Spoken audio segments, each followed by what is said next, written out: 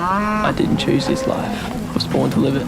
So was Dad, Pa, his dad, and his dad before that. Come on, ladies. You're supposed to be slowing down, you know. It's payback for all the free labour you got out of me as a kid. Ah. I learned from watching my mum and dad and how they work together. So does my sister Sally. Any trains? I know. Feet up. I'll always remember these days. It's the happiest days of my life. Together as a family. Oh, you're so lucky I love you. Really? Yeah. Is that about right, is it? I don't know how you're going to deal with all this. Deal with what? $6 million debt? Most farmers are in this amount of debt. As farmers, we gamble with the weather every day, and it's a risk we take.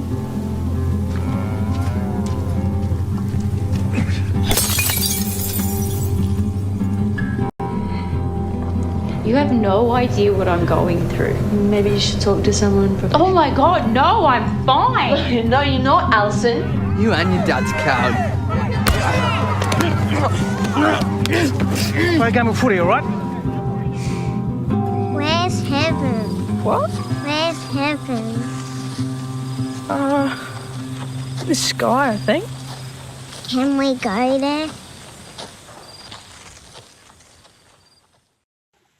And a very good morning. If I said it was hectic, we got some building works going on in the building. And if you hear something that sounds like a dentist on heat or on steroids, it's not. It's the drilling above us. Hopefully they won't start waving to me. Anyway, nice to have your company. It's a Friday. Oh, beauty.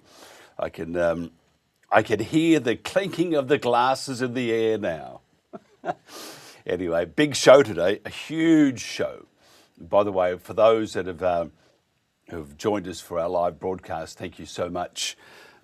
We are offering something different. We hope that it works for you and that you can always go back and watch it later on, covering some great topics. Now, some of the news that's making news around the country, a Victorian farmer who lost 500,000 hens to a less virulent strain of bird flu last year is calling for clear rules about protecting flocks indoors as H5N1 arrives to Australia in wild birds. Interesting to note, Dr. Peter McCullough from the McCullough Foundation and the Wellness Company in the US said, after watching one of our news clips, that we're doing it all wrong. But as somebody else said, it's the killing season, and it is. If you can't kill a horse, let's kill a beautiful bird.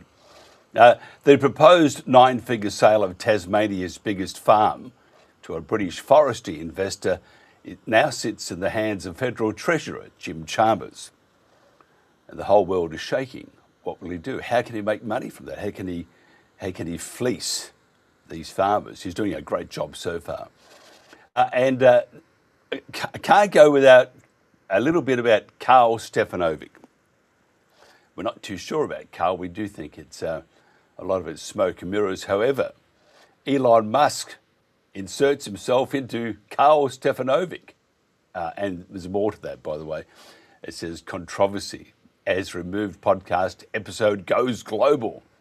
Give me a break.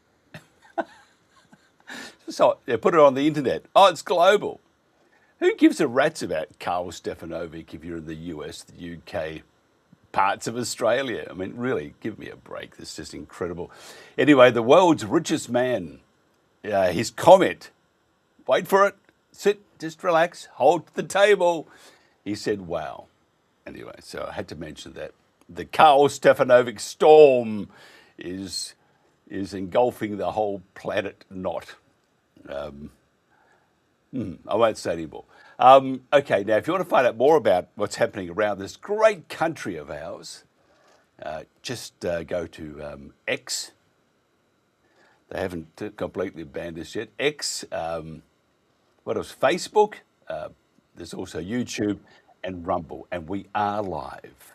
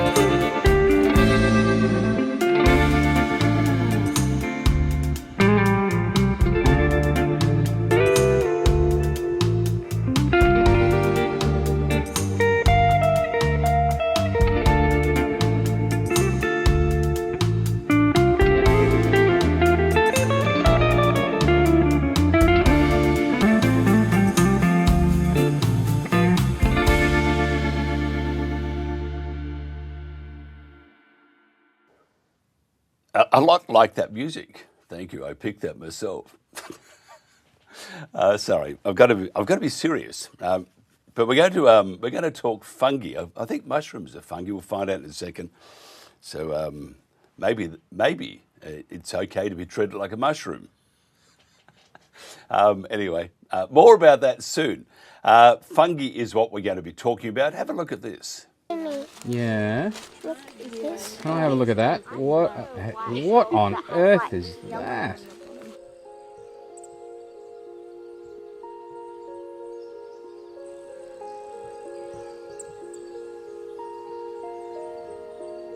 I think I love fungi, but to be honest, it's not a specific love. I love everything out here, but fungi are so fascinating because they are easily missed if you're walking at a certain pace. But when you slow down and come into places like this and go slow, suddenly it's like your eyes adjust and you start seeing everything that's here.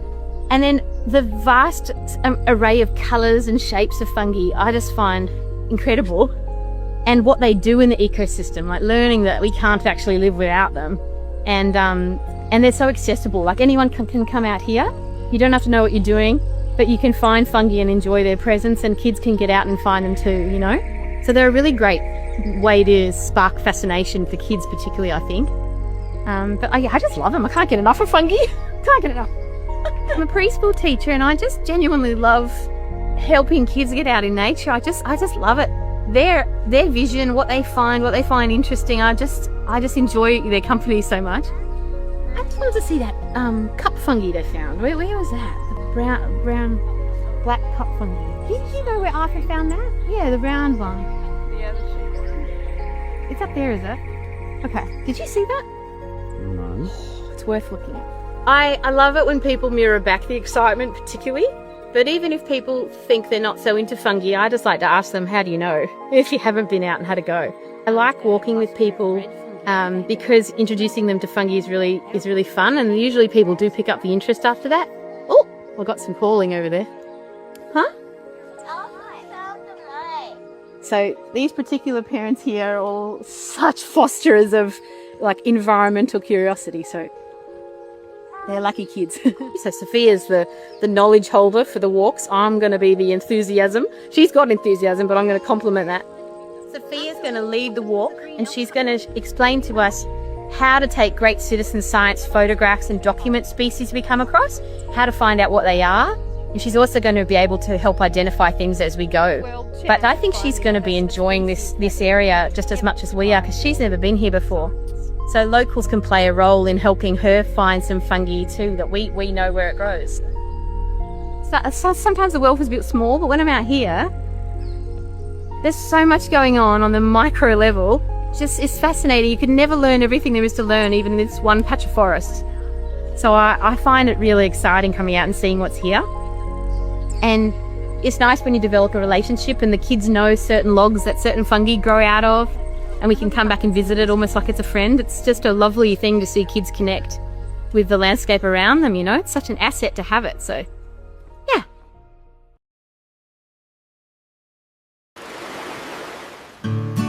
Give a hoot, don't pollute our great oceans.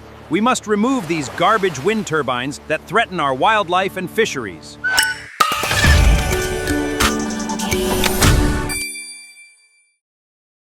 And a very good morning and welcome. By the way, in the background is the Tamar Valley. I think it's Launceston. We had a guest on the other day. A lot of things happening in Tasmania, and next week we'll look at a lot of those.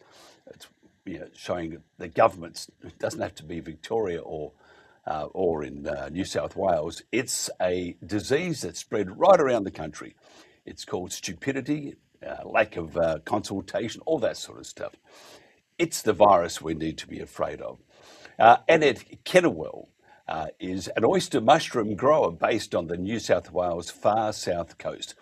On a small hobby farm, she cultivates fresh gourmet oyster mushrooms and shares her passion for fungi through hands-on workshops and community education. Now, Annette teaches people how to grow oyster mushrooms at home using simple, sustainable methods, and believes fungi can play an important role in local food security. nothing better than mushies on toast, I've got to tell you, with butter. A retired microbiologist, Annette is the co-founder of the Fungi Festival, a month-long celebration of fungi, mushrooms and truffles that stretches from Batemans Bay to Eden. What a great part of the world too, living the dream. The festival brings, or feastival, we say feastival, brings together science, food, art and nature experiences, attracting visitors and locals alike to discover the fascinating world of fungi. Annette is passionate about showcasing the far south coast as a winter destination and inspiring people to appreciate Fungi Festival. Annette, you are living in God's country. I certainly am living in God's country. I moved to the far south coast of New South Wales about 12 years ago, and it is so beautiful here. It is really a natural place, natural forests, beautiful farmland, dairy and beef, and of course gorgeous oceans which are full of seafood and oysters and whales at this time of year. So yes, I certainly am living in God's country. Yeah, my family and I was part of the family, so I was always invited, thank God. We used to go to Narooma a lot, and we lived in Mildura. It was a long drive. Round Mountain used to scare the bejeebers out of my mum and dad, but it truly is such a beautiful part of the world. Tell us about your farm. And by the way, when somebody says, stop treating me like a mushroom, normally it's a bit of a, don't do that to me. But if someone says to you, stop treating me like a mushroom, you'd say you should be honoured, wouldn't you? Absolutely. I love mushrooms on every way. I am a mushroom fanatic. And I love that they spend most of their time underground as mycelium and then hyphae. And then when the growing conditions are right, then they fruit and form beautiful mushrooms. So everything about mushrooms I like. So for my farm, it's a small hobby farm that my partner and I bought about 18 years ago with our plan to retire here and live what I call the good life. So we came here, we got a house cow, we got some chooks, and I started to grow vegetables. And I was finding growing vegetables really good. It was lovely to grow vegetables in spring and summer, but over winter it was a bit of a challenge. And I was going to my local market in Tilba, my local farmers market, and I noticed that there was no one growing any fungi, no one growing any mushrooms. So I thought I could do that. So since that, about 8 years ago, I started to grow oyster mushrooms in autumn and winter for my little local Tilba market. So I don't grow to a huge scale, but I grow enough to take to the Tilba market and for family and friends. And I started with oyster mushrooms because they're the easiest mushroom to grow and they're absolutely delicious. I'm glad that you mentioned having mushrooms on toast. And I'm glad you mentioned having them in butter. So that's my favourite thing to have for breakfast, oyster mushrooms on toast, cooked in butter with a little bit of cracked pepper and lemon juice, and a little bit of Tilba dairy parmesan cheese as well. Stop it, I'm getting hungry. I know, it's like that, isn't it? Half a piece of toast for breakfast. I was very busy this morning. It's like when you walk into into work and you go, oh my lordy lord, I've got that amount of time to do all those things. Anyway, I got there with seconds to spare. Tell me about, first of all, Tilba, beautiful. Do they still make cheese there? Yes, the biggest farming business in the Tilba region is, of course, Tilba Dairy. So my property overlooks the Tilba Dairy cows. It's all cows, and so the quality of the milk is fabulous. And our little Tilba Dairy shop has beautiful award-winning milk, cream, cheese, and my favourite is probably their camembert cheese. Yeah, I have to say, Tilba has a great reputation in the area itself. It's just stunning. Mushrooms, how good are they for you? They're very good for you. So there's so much protein and nutrition in mushrooms. They're very, very healthy for you. So they also taste great. They have what's called the umami or meaty flavour. So they are an alternative or an addition to meat. And the biggest thing that's in them, I think, for me is vitamin D, which is really important as you age. So the Australian Mushroom Growers Association has done studies on this where they've shown that agaricus mushrooms and even oyster mushrooms do have high proportions of vitamin D, and that is accessible when you eat mushrooms. Yeah, it's important. I mean, vitamin D, I mean, if you take all sorts of things, the natural things, go to your naturopath or whatever, vitamin D seems to be the gun, doesn't it? The instrument. So you put all these vitamins in, it's the vitamin D that fires it off into your body. Mushroom, now, and I'm from the land. I'm terrible, by the way. I left as soon as I could. I would have left at 5 if I couldn't. But anyway, because I can't do it. These hands are not meant to do it, the soil. However, when you grow mushrooms, is it involved? I mean, do you have to have a science degree, or do you need, because my dad had citrus, and there were things you had to do throughout the year and blah, blah, blah, blah. What about with mushrooms? Do you get the impression that with mushrooms, they just grow anywhere? Mushrooms in the environment are plentiful, but if you want to grow safe cultivated mushrooms, then you do need to take a few steps. And no, you certainly don't need to have a science degree to grow mushrooms. I have a very simple process, and that's where I purchase my grain spawn, which is a bit like having a vegetable garden where you start with the seedling rather than the seed. So I start with the grain spawn, which is like a seedling, which I can purchase, and then I pasteurise sugarcane mulch. So there's actually no dirt involved in growing oyster mushrooms in the way that I do. So I pasteurise sugarcane mulch, then I mix my grain spawn with that sugarcane mulch, and then stack that in buckets, which you can reuse. And then I just keep those buckets actually in my laundry. So I started growing in the laundry, and I still use the laundry for my bucket startup.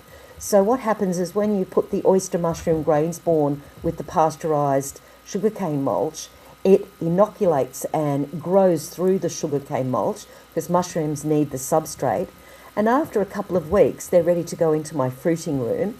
And my fruiting room is a small insulated shed in my backyard, and that maintains quite a temperate temperature between 18 and 22 degrees in autumn and winter when I grow. So I don't have a technical temperature control. I just use the temperate temperature of autumn and winter to grow. And then because the buckets have small holes in them, when the mycelium has grown through the sugarcane mulch, it will be looking for the oxygen, because unlike plants, mushrooms need oxygen to grow, and they also need moisture. So I have a mister in my shed. So the mycelium grows out of the hole in the bucket to create the mushroom fruit. And it actually doubles in size every 24 hours. So you can go from starting a mushroom grow, and 3 weeks later you're having mushrooms on toast. And it starts with tiny pinheads, and then they double in size every 24 hours until you have beautiful mushrooms, which are perhaps the size of 5 to 10 centimetres, and are ready to harvest. And they're just harvested by twisting off. So it's a very simple process, and anyone who can grow vegetables or lives on a farm could learn to do that, but you can actually have suburban mushroom farms as well in your kitchen or your garage. Yeah, amazing things also on salmon. If you have your mushroom steaming and putting as a bed for the salmon to sit on. Another magnificent dish. I do love mushrooms, by the way. Tell me about the Fungi Feastival. So the Fungi Festival has been going for, this will be our 4th year, and we started developing the concept of the Fungi Festival about 5 years ago. And the reason for that is our region, the far south coast of New South Wales, had suffered in the Black Summer fires that really had impacted our community. And then, of course, immediately after the Black Summer fires, we had COVID. So that impacted not only our farming community, but our small businesses as well. So we started the Fungi Festival basically to create more of an interest in fungi. We have a truffle farm in the Eurobodalla called Goolaga Gold at Dignam's Creek, and that was just establishing, but now it's really hit its straps. First week they got 4 kilograms of black truffles a couple of weeks ago. So that truffle farm is now well established. and Fiona Copvoice, who owns that farm, is doing workshops this weekend to teach people how to establish a truffle farm, how to maintain it, look after it, how to find truffles in your truffle farm, how to train a dog to snuffle truffles. So the development was about creating an interest in growing truffles, but also mushrooms in our region. There isn't a commercial mushroom grower in the Eurobodalla or the Bega Valley. There was one in the Shoalhaven, but he's since retired. So it's about that food security issue as well, of having food available in our region.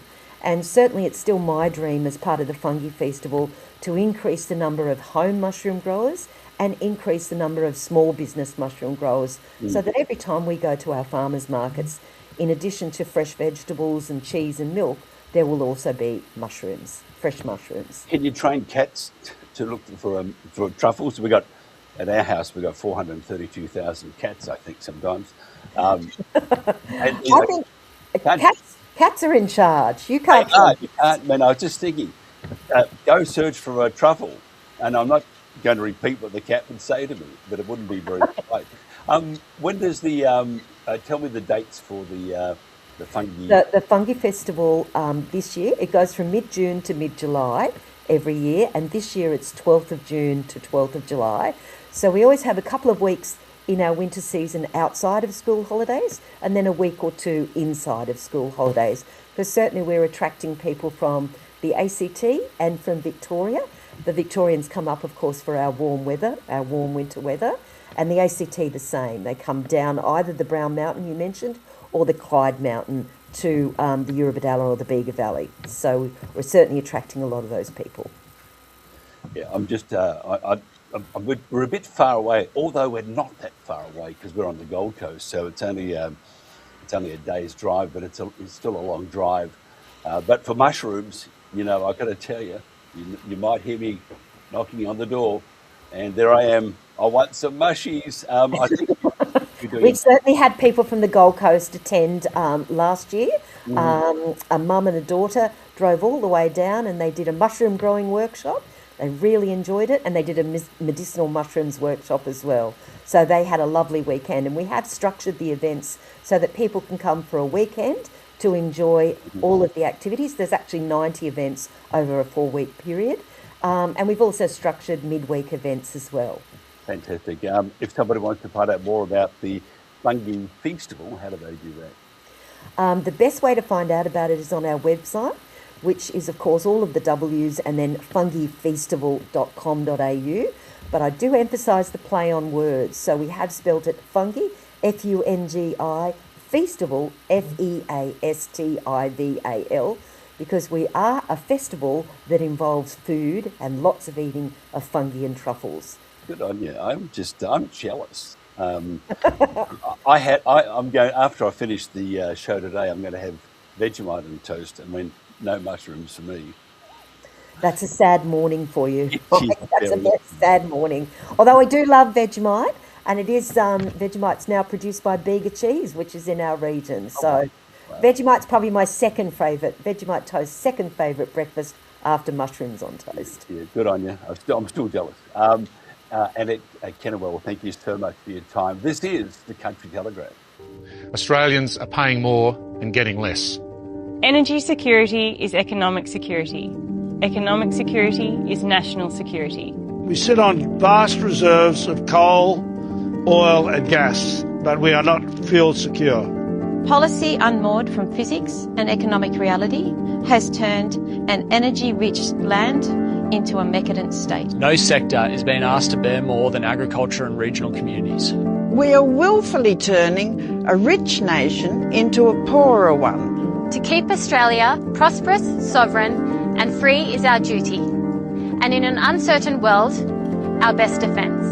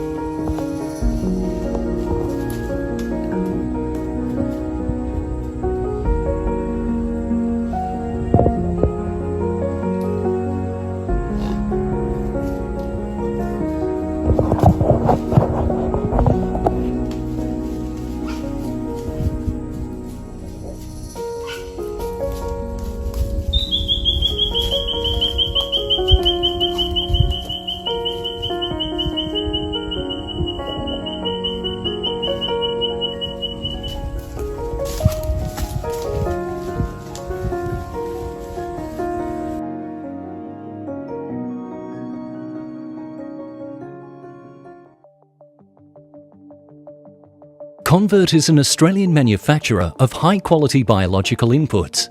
Our mission is to accelerate the transition of agriculture to a more sustainable and low-carbon industry that produces higher quality nutritious outputs. We manufacture scientifically formulated products targeting soil restoration, seed germination, plant health and animal well-being. Our products are carefully crafted to help farmers grow sustainably with profitability in mind.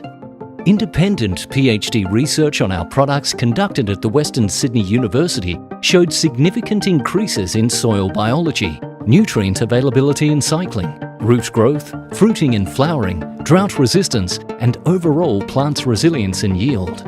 These products have also been thoroughly tested across a range of crops in Australian conditions. These include wheat, barley, oats, cotton, cannabis, glasshouse lettuce, pastures, vineyards and orchards. Convert's products can be used via boom spray, drip irrigation or fertigation and does not relinquish farmers' existing trusted practices. Export has been a large focus of our company's positioning as our products are packaged in super concentrated formulations ideal for shipping and handling with minimal water and environmental costs.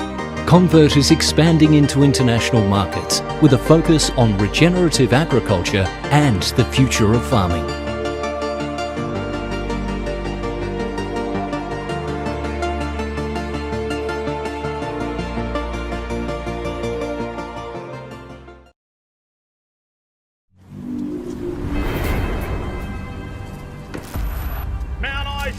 As we can feel the pressure, these cowboys can harness the energy, they can feel the excitement.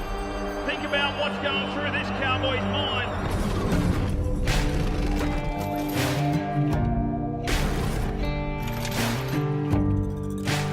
The gate opens and you see the bull coming out. Honestly, I just hear silence.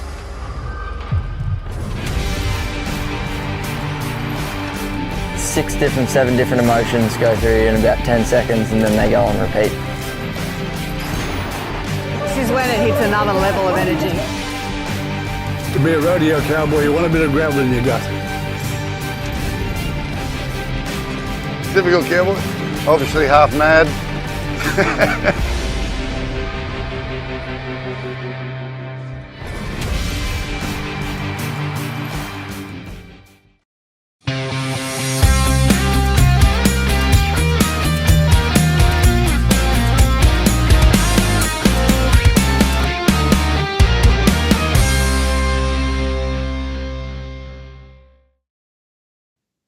Welcome back to the Country Telegraph on this Friday morning. By the way, it's just after 7:30, actually 7:33, so 27 minutes away from 8 on the eastern seaboard. We have two guests today to chew the fat with us. We're going to talk about some organisations advising governments that are very influential. Now, these same organisations are private or not-for-profits, which should not escape scrutiny, but often do. Gary Duffy is a farmer whose focus is on growing plants for medicinal uses. Still can't smoke them, apparently. And Stephen Andrew is a former Australian politician who served as a member for Morani in the Queensland Legislative Assembly from 2017 to 2024. Got out probably just to live a bit longer. He was first elected as a One Nation rep and later served as an independent and member of Katter's Australian Party, and you can't get any more Australian than that. Gentlemen, thank you so much for joining me. Thank you for having us. It's good to be here. Yes, and also I have to say that I think we're going to talk about some pretty interesting topics here. The Wentworth Group, a group of concerned scientists. First of all, Stephen, why are they concerned?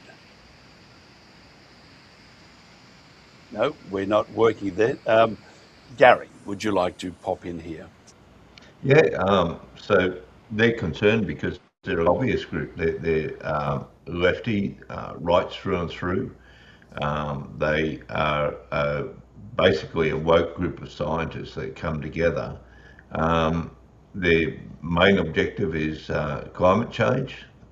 They focus on climate change, everything about climate change, renewable energy and advocacy in that area. They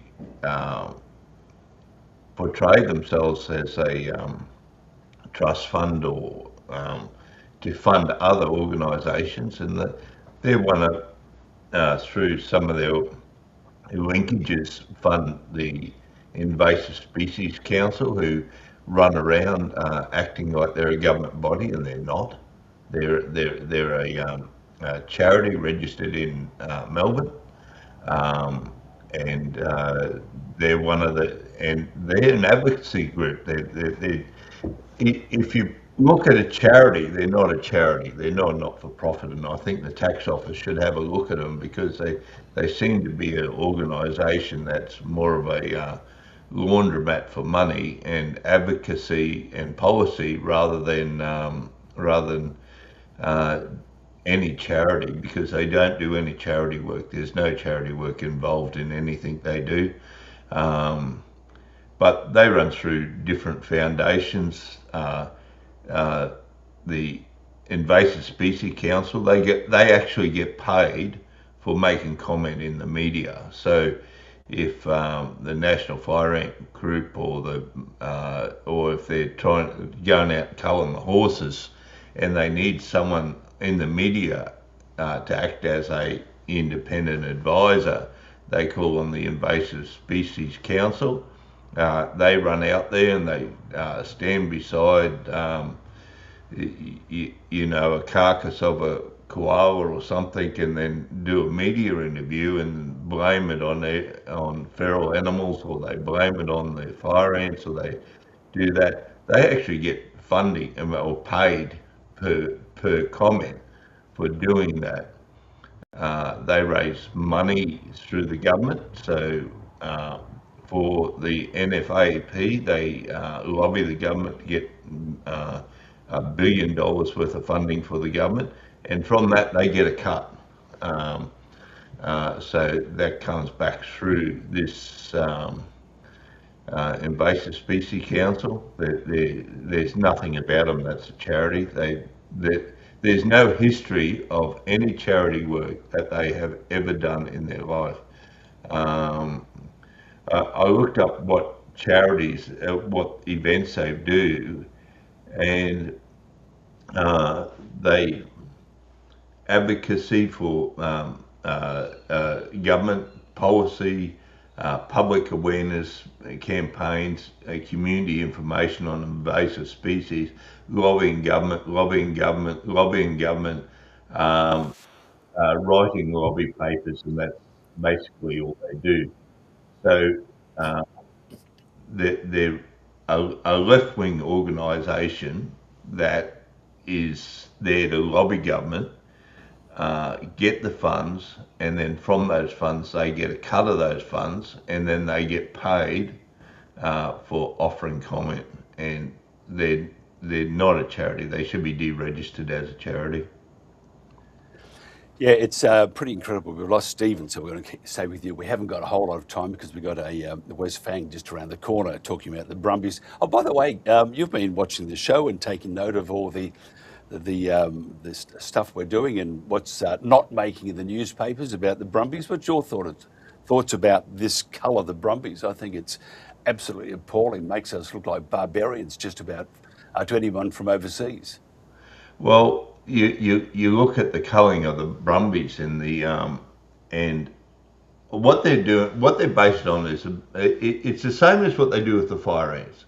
They over-exaggerate everything, and the Invasive Species Council's involved in the wetland group and all that, and all these other things groups are involved in it, and they over-exaggerate, right? So their take on it is that the heavy hooves of the horses are causing damage.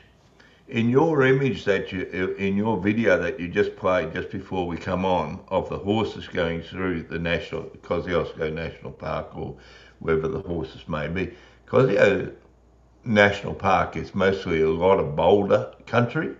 It's also a lot of stony country. There is some wetlands, but the wetlands is horses don't like wetlands. They don't go in wetlands and stuff like that. They tend to stay up in the high country.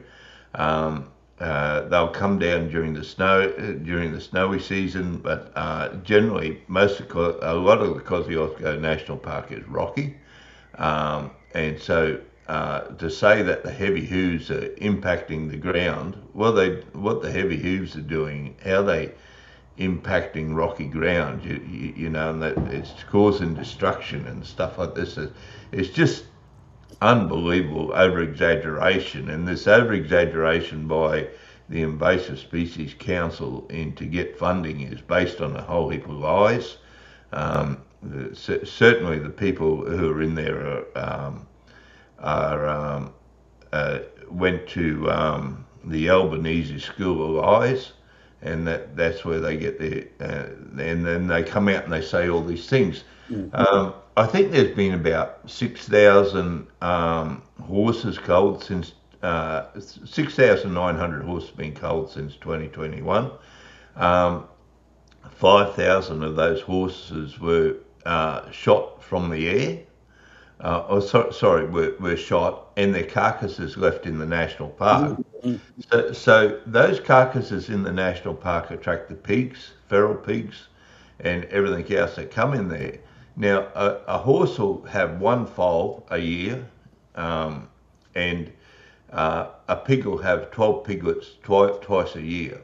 So you're leaving feed there for pigs, and the pigs are going to increase in population 12-fold because you leave the carcasses in there.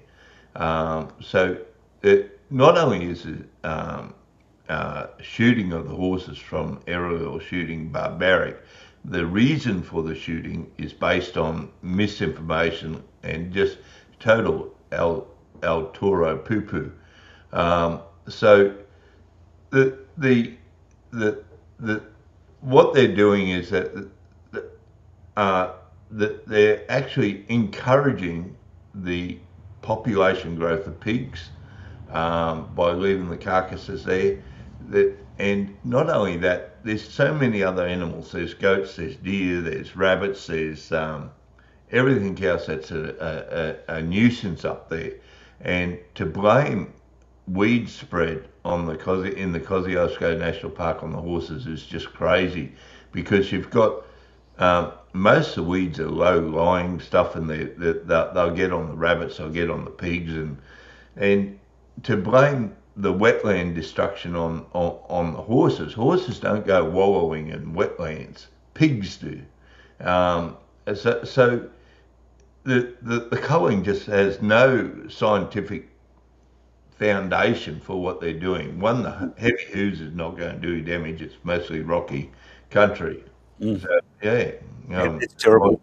I think we are witnessing it's a blight on Australia, and our next guest is a politician. Now we're going to play his a piece from something he did in Parliament the other day, and I have to tell you, I don't hold a lot of politicians with much esteem. Wes Fang, great job. So we'll talk to Wes shortly about that. Gary, if somebody wants to find out, because we are busier than we normally are, so we've got to wind this up. Just quickly about the moringa plant. How are we going with the getting it totally available to be sold? Okay, so our application is in there for a pre-application approval. I can't talk about the application because once you put the application in, it becomes a confidential document within the FSANZ. So the application is in there. We'll have a review in about another 5 or 6 weeks' time.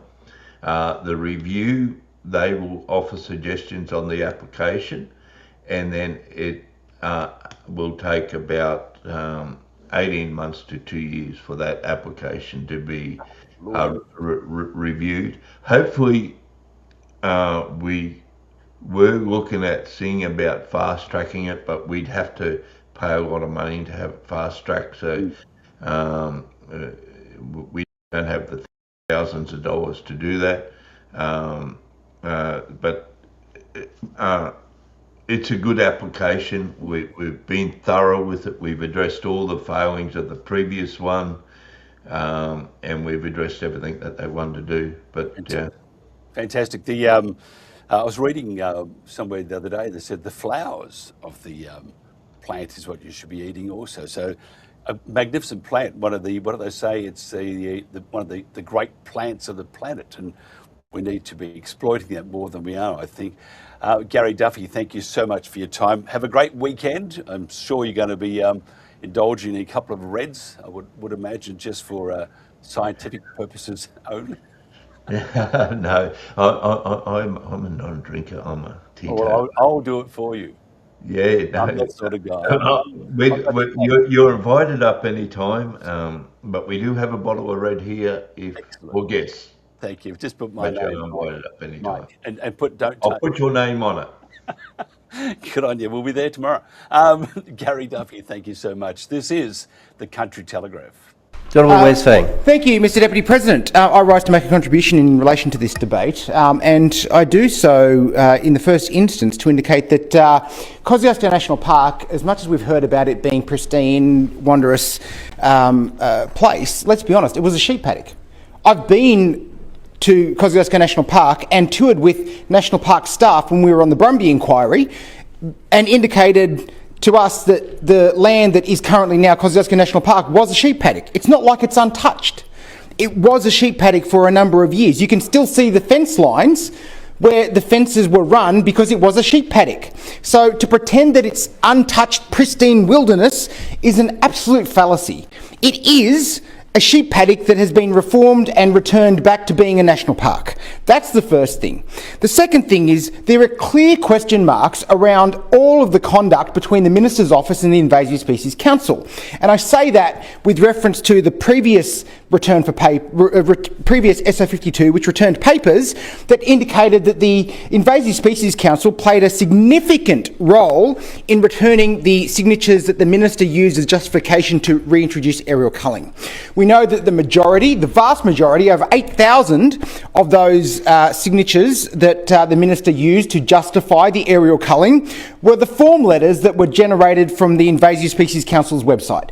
So there is a clear link between what the Invasive Species Council does and the Minister's Office in relation to the Brumbies in Kosciuszko National Park. In fact, I think if you look at the ministerial disclosures, the Minister's first visit, I'll say, as a Minister was to the Kosciuszko National Park. The next day, the Minister met with the Invasive Species Council.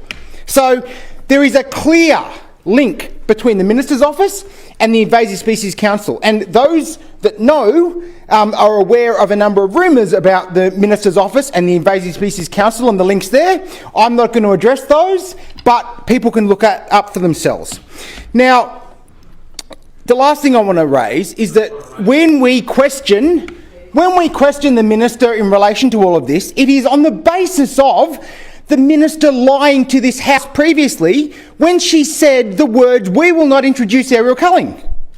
You told the House Minister you would not reintroduce aerial culling. It's on Hansard. You lied, Minister. You lied to the House. All right, I'll hear a point of order from the Deputy Government Whip. Took you long enough.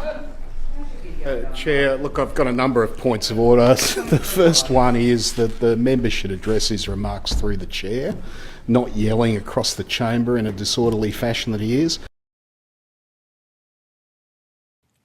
Just terrible. How dare you get passionate? I mean, it's just a terrible world we live in.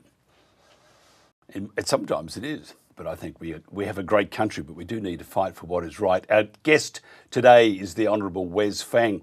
Now, Wes Fang was elected to the Legislative Council in 2017, is now the Deputy Opposition Whip in the Legislative Council and Shadow Assistant Minister for Police and Emergency Services.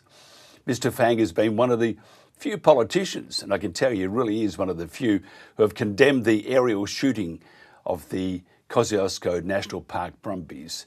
Are you appalled at, and obviously you are, of the what's happening to the Brumbies? And you would have known about this because of the, it's a continuance. But last year, they took away the Heritage Act, which was looking after the fate of the Brumbies. And next year, there is no protection for them. What's your views, and how can we protect these magnificent creatures?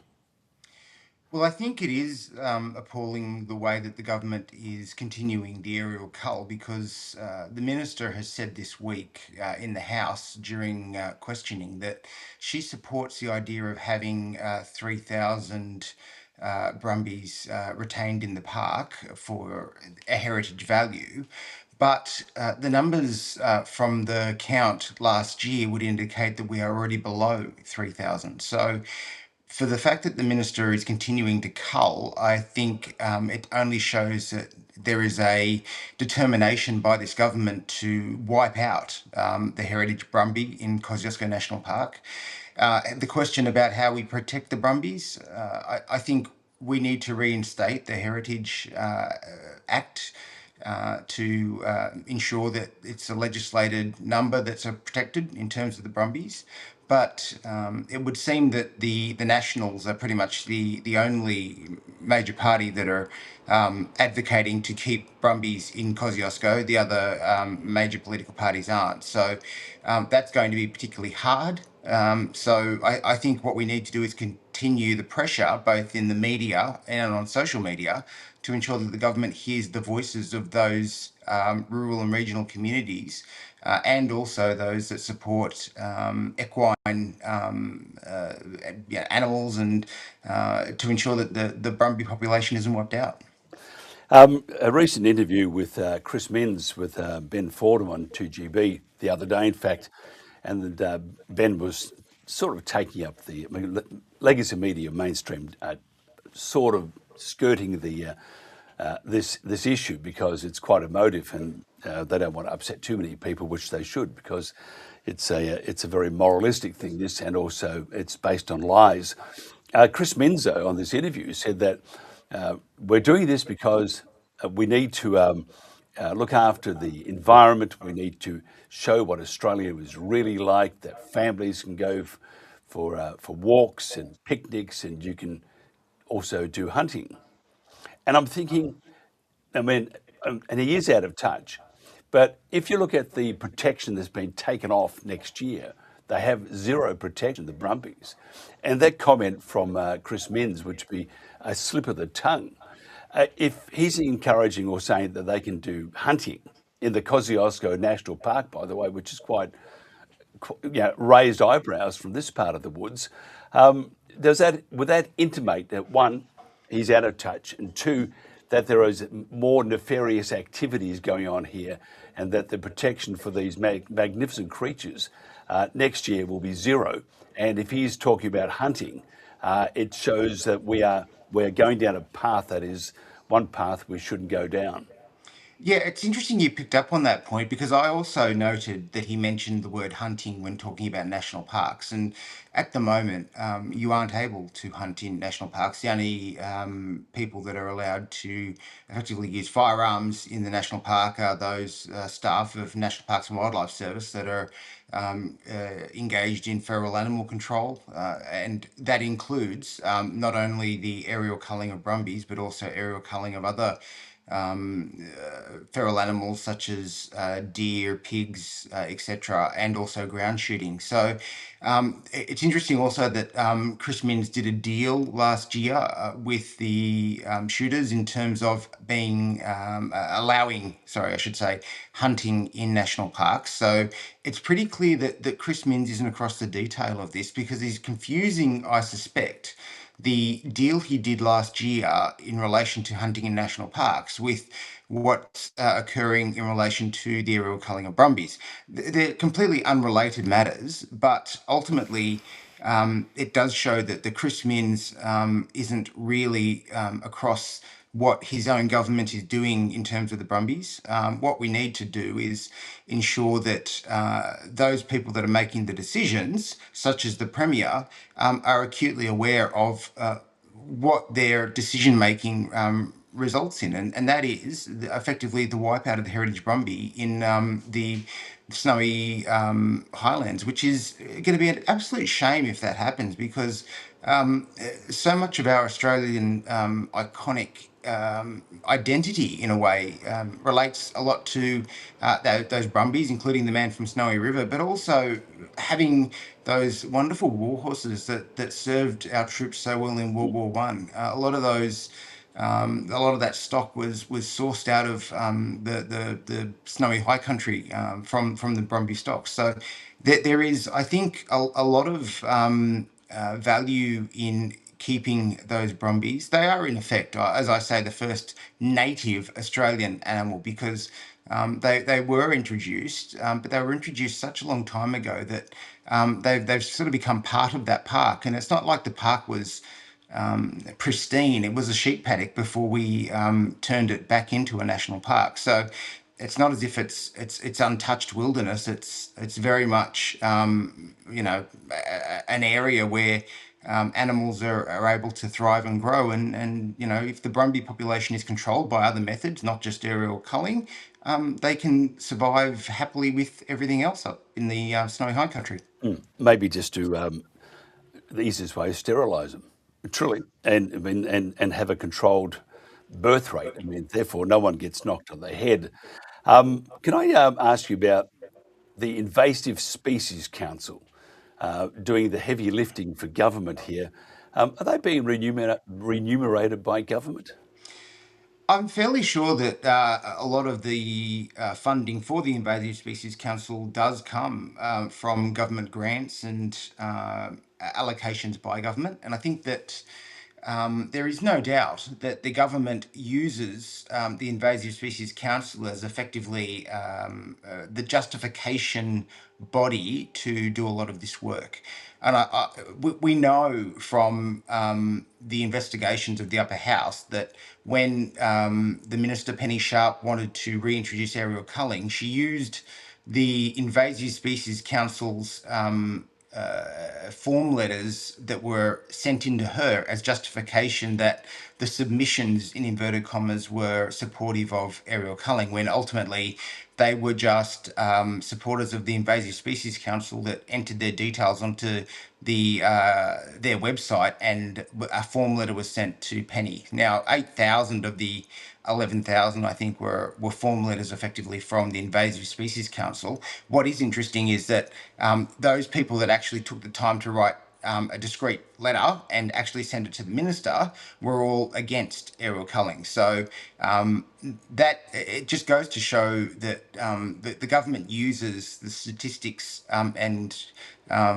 builds the case to do these things, but in effect, the numbers aren't realistic. They're not skewed. I looked at those details. There were people that weren't from New South Wales. There were people that had double counted their names, and I think that there were some real concerns about the way that process occurred. I think the Invasive Species Council is happy to partner with the government in terms of delivering these outcomes because it suits both of their aims. But yeah, that is, I think, a problem that needs to be looked at a little bit closer.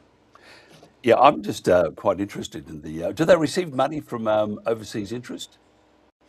Look, I don't know. I mean, this is not like it's an organisation that's completely transparent in relation to their operations, and I think that's certainly questions that need to be asked in relation to the Invasive Species Council. I don't have those answers, and I'm not sure that a lot of people would be able to easily access those answers because it's not as if they. I think are openly and in real time declaring their donations. So, yeah, there are certainly, I think, questions around how they're funded, where they're based, and the issues that they choose to advocate over.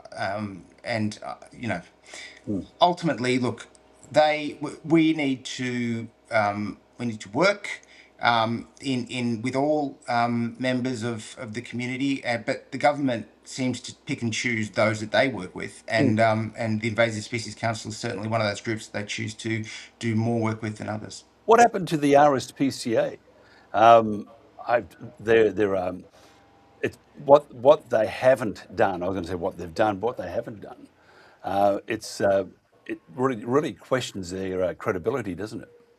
Yeah, look, it does. And we had the RSPCA appear before us in the inquiry, and I had the opportunity to actually ask the RSPCA in relation to the I guess, analysis of the proposed aerial culling program, because they were invited along to view the initial trial aerial culling program. I put the question to them: if I had a racehorse and I put it in a paddock and I shot it, 15 times, which is, sort of the number of times up, well, they shoot up to 15 times a horse from the aerial platforms when they're culling them.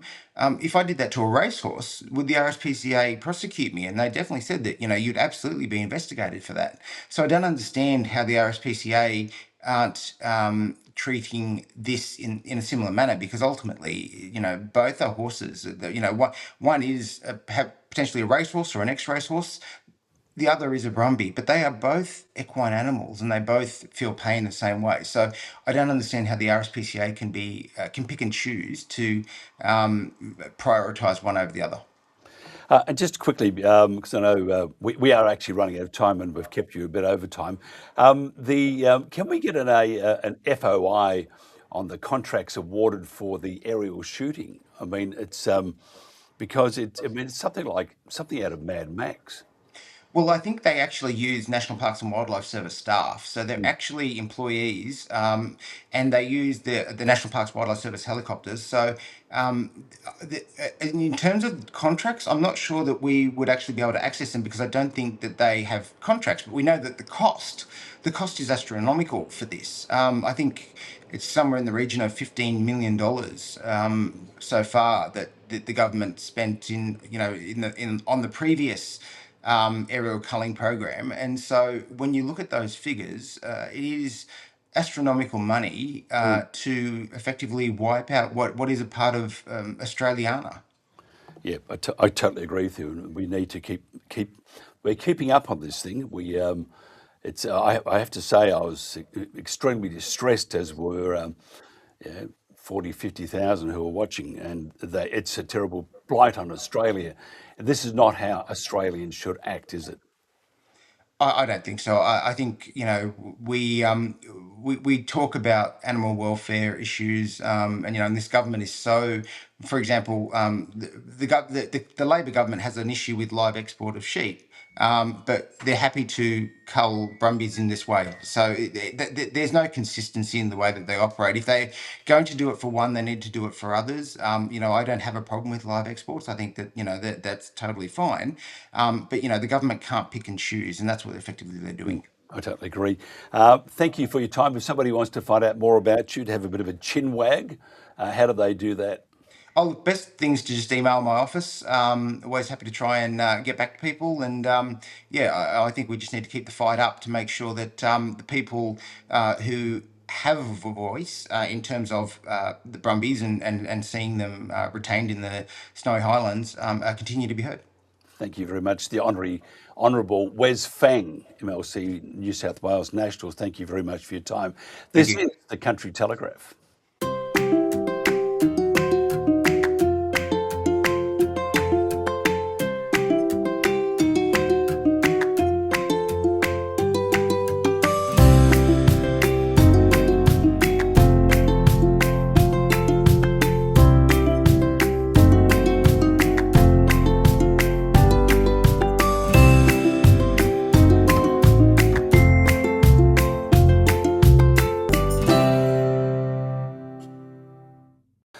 Just some of the news that's making news around the country. Victorian farmer who lost 500,000 hens to a less virulent strain of bird flu last year is calling for clear rules about protecting flocks indoors as the H5N1 arrives to Australia in wild birds. Now, the proposed 9-figure sale of Tasmania's biggest farm to a British, I say, forestry investor now sits in the hands of Federal Treasurer Jim Chalmers. What could possibly go wrong? And by the way, Elon Musk has put his beak into the Cull Stefanovic controversy, and he's referring to Australia having this censorship, which we have, and his comments were, and this is a mind-bending comment on Cull's dilemma. It was wow. So there you are. This is the Country Telegraph.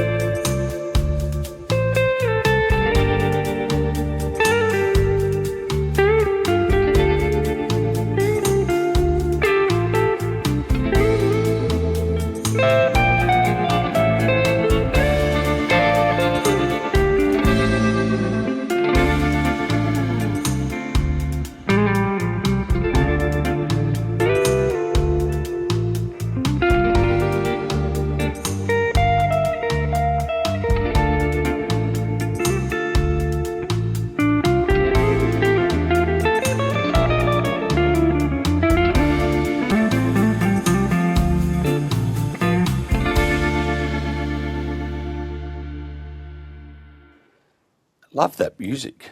And so do many others. Thank you for that. Thanks for the kind comments.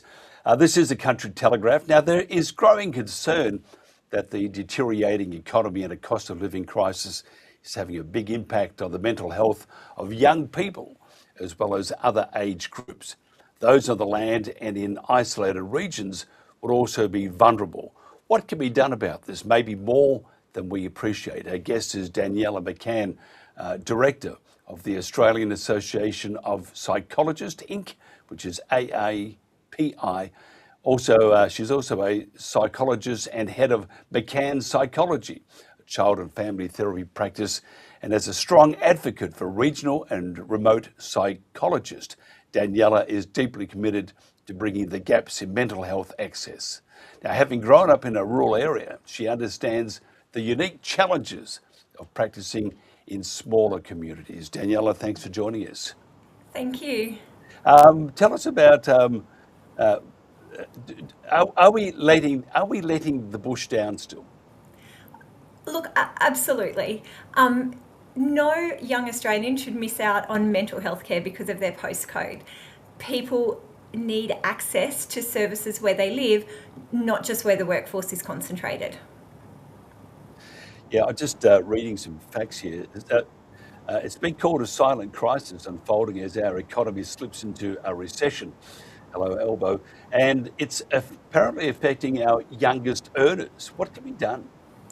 So for young people, what's really challenging is that they feel like they're already starting kind of behind the eight ball, you know. And in rural areas, there's that additional stress where they might be planning on taking over this family business that may have existed for generations, but there's increasing financial stress. Our young people today are so much more connected than generations previously. They're far more aware of world events, the influences around the world that will affect economics and perhaps politics and things that are happening in Australia. Climate change is constantly being talked about and researched. The new data comes out all the time. It can be incredibly stressful to look at a future that is so uncertain. Yeah, this is where, and they talk about misinformation, this is where misinformation is so damaging, and they do it on fear. If you look at, you know, the COVID and all these other things, the bird flu, it's all about fear. And climate change is about fear. I mean, your self-preservation is always your priority. And so what they do is they ramp it up that we're going to melt, drown, have no water. What did they say? Brisbane wasn't going to have any water. You know, it just rains. It just rains all the time. That's what it does. We have cycles, but it really does impact people's mental health. Your mental health organisation, Reach Out, found money worries were causing severe mental health repercussions for young people. Now, the obvious fix there is to get more money. Easier said than done because there isn't that much around right now. No, and people who have grown up on the land and, you know, again, that kind of generational farming communities, you know, you watch the price of cattle or canola or sorghum or wool, whatever your family or your community is producing, and you'll see prices rise and fall, and that doesn't necessarily, the prices that you see in the supermarkets don't necessarily reflect the money that the farmers actually receive back, because the cost of diesel is increasing, the cost of food, the cost of materials for fencing. There is a lot to consider, and it can feel really overwhelming for young people who might look at how older generations farmed the land and managed the conditions. It seems to be getting bigger, more in your face, I suppose, and how do we manage all of this? Yeah, I totally agree. Zero cost mental fitness practices include physical exercise, going for a walk maybe, a bit of meditation, maintaining sleep, hygiene routines, and so forth. They're all good suggestions, and they don't cost much. But sometimes, I mean, I have to tell you, if somebody said to me, just relax, I'll take it easy, I couldn't. How do we get ourselves to the point that we actually start caring about ourselves a little more? Because when you get under the pump and you've got all sorts of pressures, which is really interesting, I always find the first thing that starts to lose traction and you don't care about it as much is yourself, in my case, myself. How do we get around that? How do we say, that space between the ears and the old ticker, how do we say that we got to get through this, we've got to look after ourselves, and we can do it, we don't have to spend much money at all? So building routines as part of your habit is really great. I still remember, being quite little and going outside and, singing to whatever was hanging around. I'm sure the cows loved it when I sang, the Wicked soundtrack in the paddock. They looked at me like I was an idiot. Sing while collecting the eggs. A great thing to build into routine is to find a really uplifting podcast, something that sparks your interest and makes you feel good, and listen to it while you get your chores done. Building those things into routine, calling your mum while you're, hanging out the washing. If you can build connection and things that make you feel good into routines, you're much more likely to be able to sustain this. And fostering connections with people who do make you feel good, who foster that sense of well-being, acceptance, and bolster your self-esteem as well, because they genuinely make you feel good. That goes a very long way to supporting your mental health and well-being, and being able to share problems. The connection I had with other young mums when I had my babies, those babies are nearly 14 now, and I'm still connected to those women. We saw each other through a really similar time of life, and those shared problems can really help you find solutions that work for you in your stage of life. So being able to have that time when you're multitasking will help you sustain those habits that can really help with your mental health. Isn't it interesting? It's a sort of a contradiction in some ways. In the community, you have this huge support because of the closeness of communities, especially in regional, rural and outback Australia. On the other hand, though, if you have that little bit of self-pride, because it's such a small community, you don't want that small community to know that you're quite vulnerable at that particular stage of your life. How do we get through that? So it can be really difficult, and we do have that kind of tall poppy syndrome as well. Australians aren't always good at acknowledging and bolstering people who might be doing really well, but finding sometimes finding connections that even aren't in your community can be really helpful. Again, going back to a young mums group that I joined, that was people across Australia. I remember talking to people, in the Northern Territory and Tasmania. It was great just to talk to people who weren't necessarily living in my pocket, in my little part of the world at the time. So you can broaden connections with people outside of your immediate community, and that can be really beneficial to see others' perspectives and what's working in another place. Can it work for me? Yeah, I agree. It's I grew up in a pretty small place. We had a place called Cardross, but we were near a Cardross, had a service station, mechanic, and a store and a school. Didn't have a pub because 10 k's away was Mildura. But I mean, I do understand that it's very tough in small communities, but at the same time, I think that's what Australia is all about, the community looking after the individual. Daniela, if somebody wants to find out more about how they can just fix things, how do they do that? For young people, there's really great resources online through Kids Helpline has a wealth of resources for young people, and they are building their resource of specific stuff that can be used for people who are rural and isolated. There's also the Raising Kids Network, which has some other great resources more for parents to help, but they're still wonderful resources. And being able to tap into your GP, whether that's someone that you can see face-to-face or via telehealth, they can also arrange to help you connect with a psychologist. It is far more effective to support mental health issues in the early stages than when things reach a crisis point.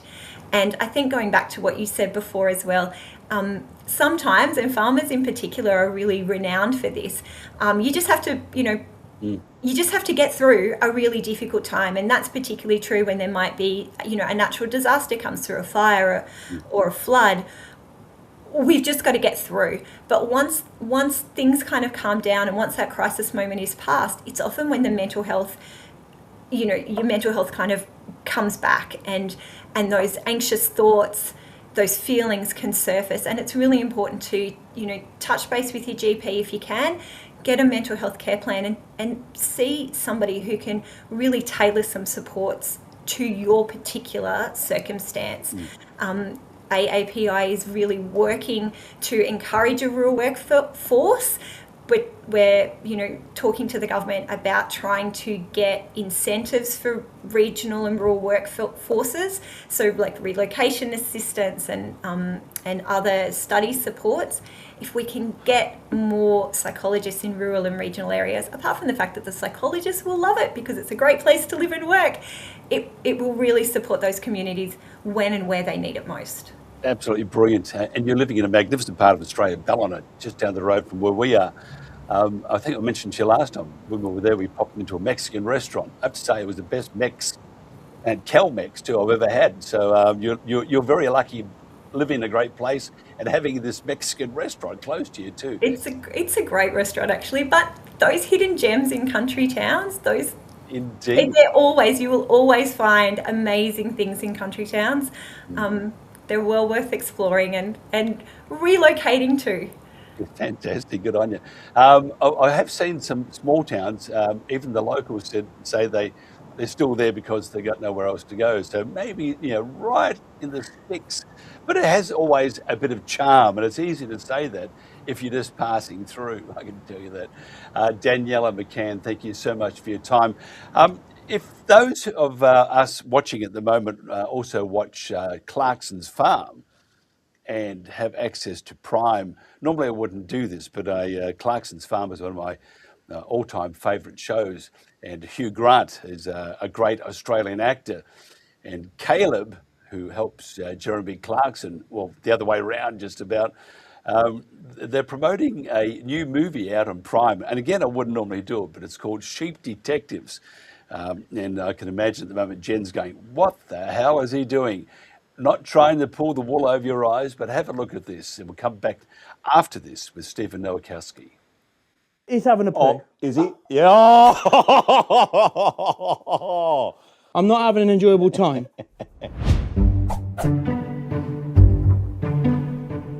All right, here we go. You ready? Let's go. No one says sound speed. What's going on? Getting used to it now, 7 years in, eh? You're a pro, man. I'm not as good as you. I'm not as good as you. But getting there. So So I've got a few questions for you. Let's go. I don't know if you know, but I'm not a massive fan of sheep. Yeah, I had heard that. Have you? But I want to know why. We have a love-hate relationship. Do you actually look after sheep? Yeah, well, I try to avoid it at all costs, to be honest with you. Okay. I'm so grateful for you doing a movie like this. Animals actually talking to you. Right. It's actually enjoyable for kids. Do you talk to the animals? Now, if I say yes now, I'm going to be a little bit like, everyone's going to go, he's not a farmer. But no, I do. You do? I do. And do they talk back? I don't think so. Okay. Well, we've got a few animals here, so why don't we bring them in and then... Yeah, good segue. I've actually Well played, got... man. Bypass that one, shall we? Hey? And we have got a few here. Oh. Yes, on cue. Oh. Here we go, you can hold this one. I'd love to, come on. Here we go. What's, you got what's it? this Do you one's know how, name? I'm guessing you know how to hold them and everything. I think so. Sometimes we hold my babies, but... There we go. Do you think they prefer to be the... Oh, hi. And I'll have this one. That one. Oh, yeah, that one is. Hi, how you doing? What? I mean, this is just, look, this is why I don't like sheep, look. Yeah, because they're listening to everything you just said. All right, You're standing off camera. Just talking about how you chill. prefer any Everything other calm four-legged animal on the planet apart from them. This is bad that you're holding a sheep perfectly Right? fine and I'm getting... You see? Yeah, because they know when they're loved. Calm. I don't think he likes me. No. See? Oh, do you just get a... Christ. Have I just got... Did you do this on purpose? You done this on purpose, didn't you? Oh, you're doing great, man. And holding the cards. How is he sat there like that? Don't you have it? No, he's having a poo. Oh, is he? Yeah. I'm not having an enjoyable time. I'm really not. I'm not asked any questions. I'm getting kicked in the nuts. Sorry, Hugh. This is not going well. I need to ask something. I need to be professional right now. Okay. I need to ask a few of these questions. You're doing so well, man. Do you want me to ask me the questions? That'll be awesome. Yeah, let me ask me the questions. Please do. Okay. Thank you. You play a shepherd in the film. Do you have any experience with sheep in real life? How did you prepare for the role? When I was a kid, I'd spent a time on a sheep farm in Australia. I don't remember being trusted with anything. Did you actually get stuck in though? No. No. No, I'm a city boy, a 15-year-old I'm a city boy. city They boy. I didn't want let to be me an do actor. anything. Give me some fake tan and Yeah. some makeup, and I'll watch the sheep be handled. Exactly, but I do remember going to some parties, some really good parties. You having So fun? clearly I didn't do a lot of prep. Hugh, you meet an untimely death at the beginning of the film, true, but it wasn't the sheep that killed you. In fact, it's the sheep that tried to solve the crime. Correct, that is correct, yes, because you're smart. Don't listen to Caleb. Yes, smart, so smart. I did speak to a shepherd who told me this actually does happen, that sometimes shepherds read to sheep at night. Sheeps. Yeah, sheeps. No, that's true. I mean, I would actually do it as a farmer. Really? Yeah, sometimes. Like I'll play you're music. sitting up there, oh right. Play music normally. Okay. Yeah. So anyway, Yeah, in our story, George reads detective novels because that's what he loves. So that's correct. So when he actually dies, they're like, we've heard so many of these stories, we know how it works. So we know how to do it. 1 minute. Oh, you just had enough, haven't you? Oh, this one's good. My car's backwards. Am I that bad? What would you say to convince someone like me that sheep aren't the most useless creature on earth? Yeah, I'm not holding one now, okay. But when Sebastian came into the room, everyone melted. And have you noticed how humanity has just become a brighter place to be around? If there was sheep in the number 10, like right outside or in the little garden out the back, that would just, I think the whole country would run better. Because everyone would go into work, Prime Minister, everyone there, all the staff, and they'd go in with this feeling like, oh. They've got a cat there, haven't they? Right, but the cats get on really well with sheep. They love each other. The only thing sheep don't like are cows. No, they don't mind cows. Really? Yeah, they're actually, they do graze well together. Let's face it, I mean, you are maybe a shepherd after all. See? We named our sheep after Leonardo DiCaprio and footballer Wayne Rooney. I think after this interview, we might name the next Hugh Jackman. Oh, nice. Do you think? I think that's Would you like great. that? I think that's great. Do we have your permission though? Yes. Yeah? I felt like No, there's no. a catch. Is there No, a catch? no catch at all. Yeah, When absolutely. we buy a new ram, Yeah. we'll name the ram Hugh Jackman. Okay, but you can't kill it and eat it. I don't want you eating a rack of Hugh Jackman. That will feel weird. Deal. Deal.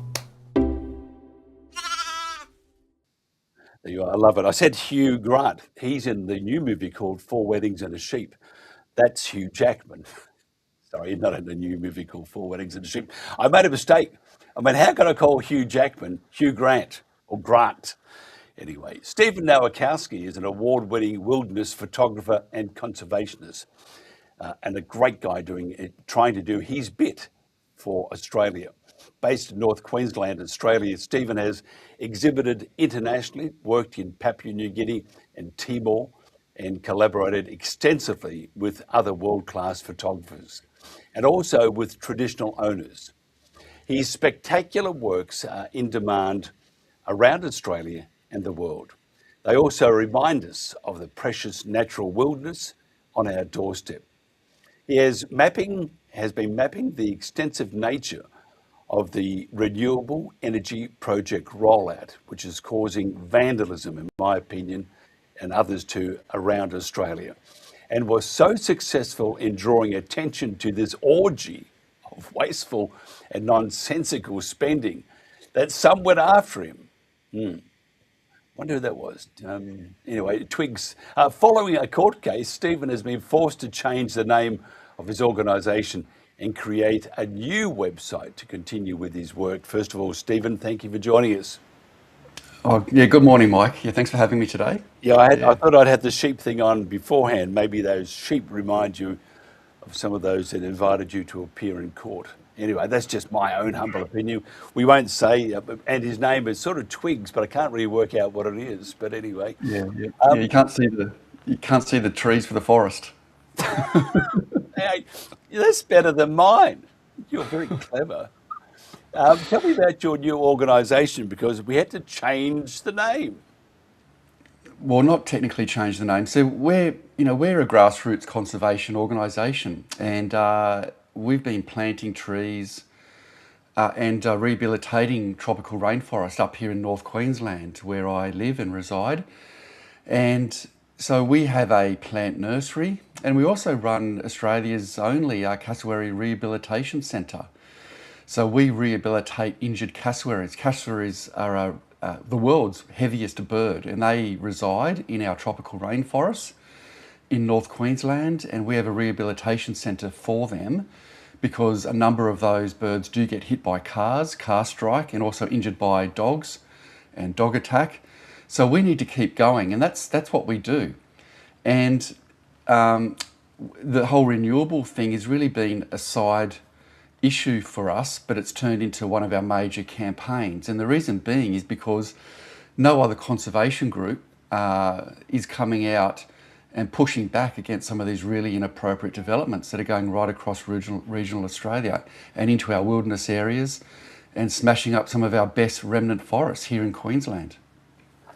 Yeah, I always mention the destruction they're doing to the Great Dividing Range, and people just don't want to hear it still, but they're doing this massive destruction with those giant windmills, which are just annihilating the wildlife in the area. And if you're a bird, you've got a very short lifespan because you're going to fly into the blades, and then the koalas and stuff that have been mistreated very badly, 400 metres each side of the windmills and stuff.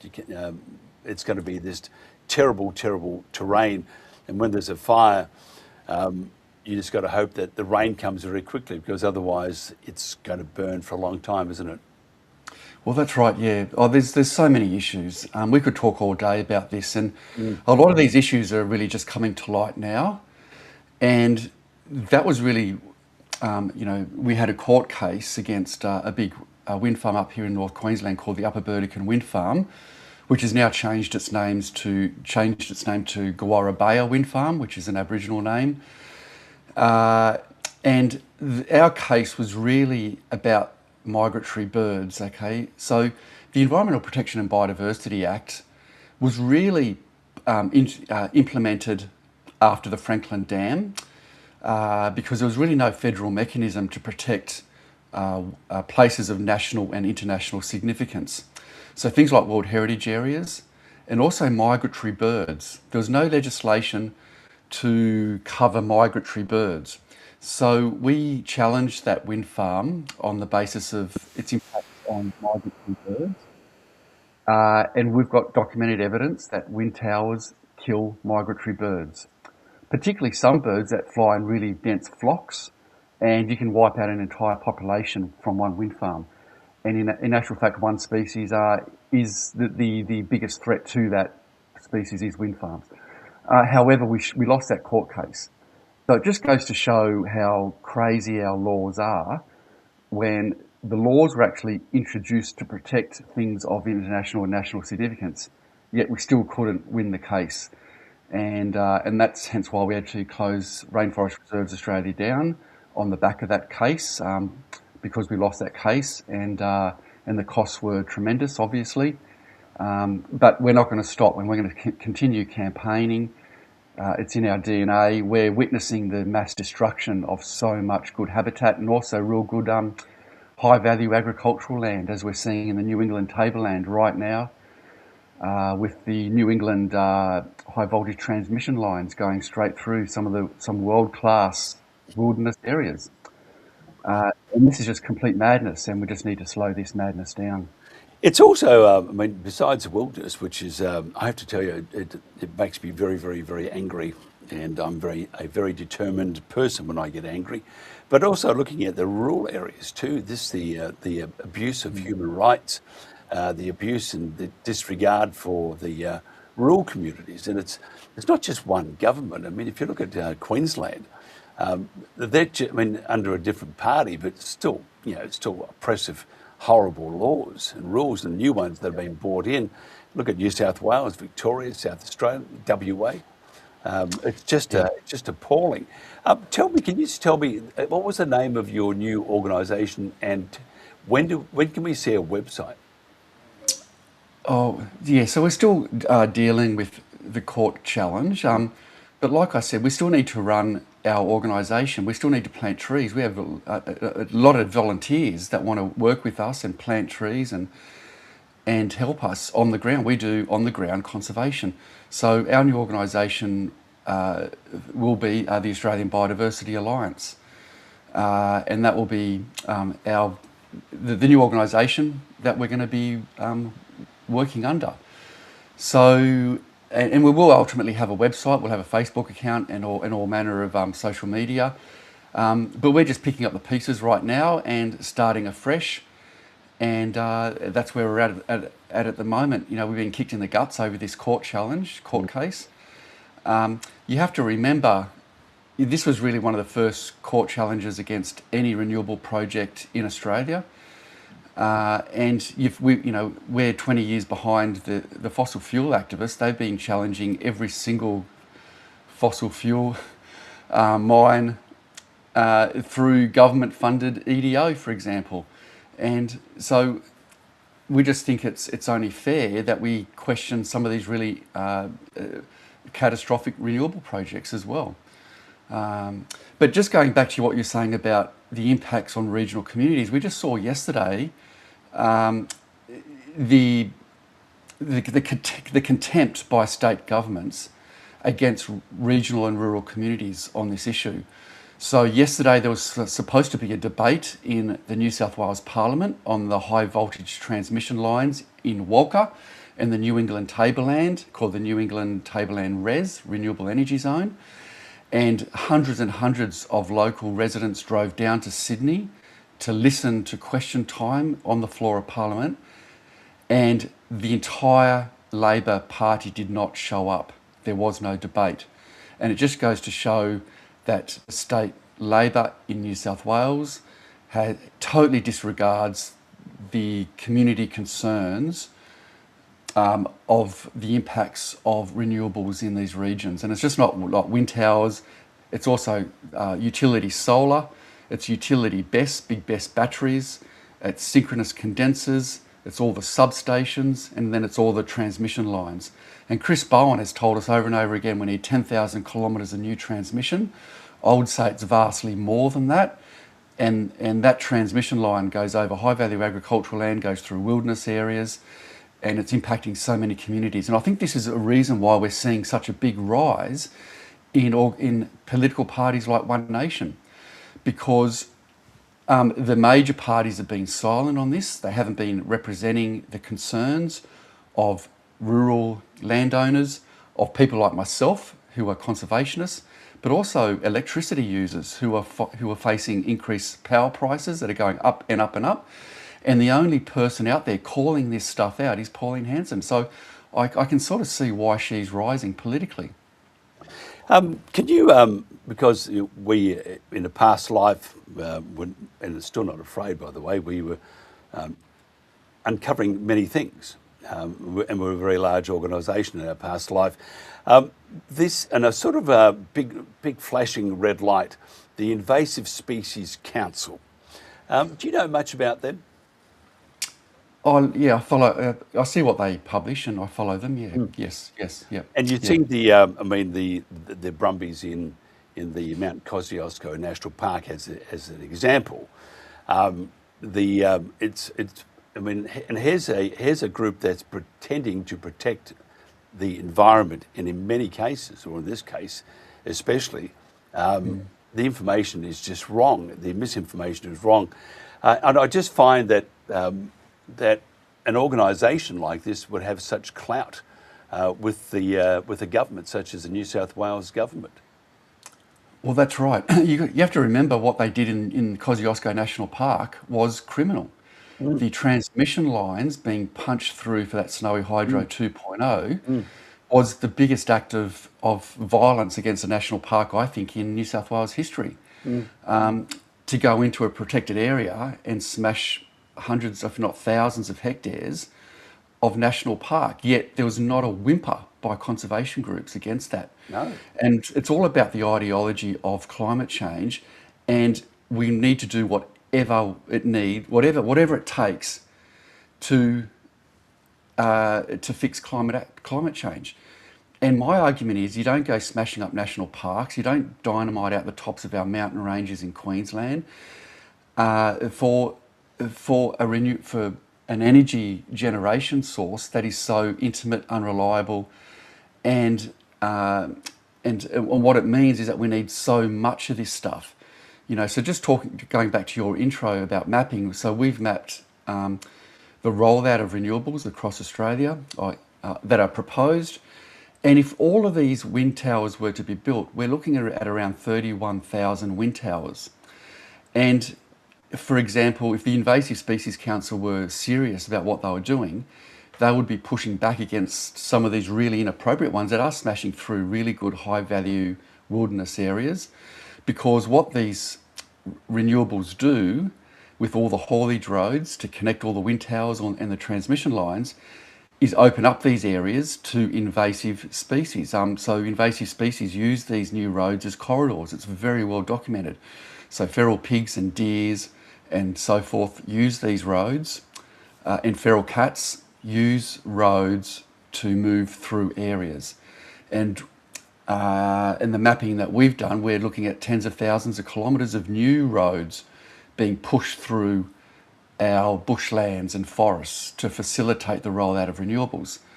So this is what we're finding with all the green groups, all the established green groups, is that they're hypocritical and they cherry pick the issues that they want to go after. But if it has anything to do with renewables, they're silent. Yeah, I totally agree. What do they call it? The hypocritical oath. Well, we swear to tell not the truth, and a whole bunch of porkies. We could talk on forever, but it's the breakfast show is a lot more fast-paced. And if I said exhaustion was setting in, that would be the understatement. But I like getting here very, very, very, very early, by the way.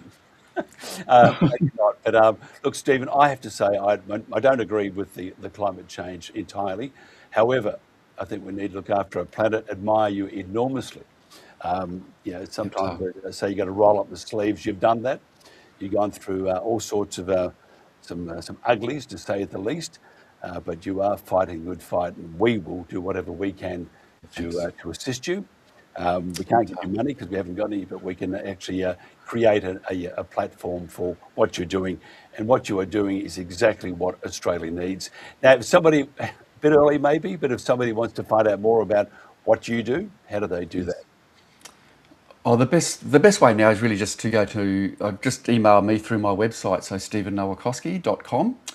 And you can touch base with me through that way, and then I can inform your listeners and viewers how they can get involved with the reformation of our organisation.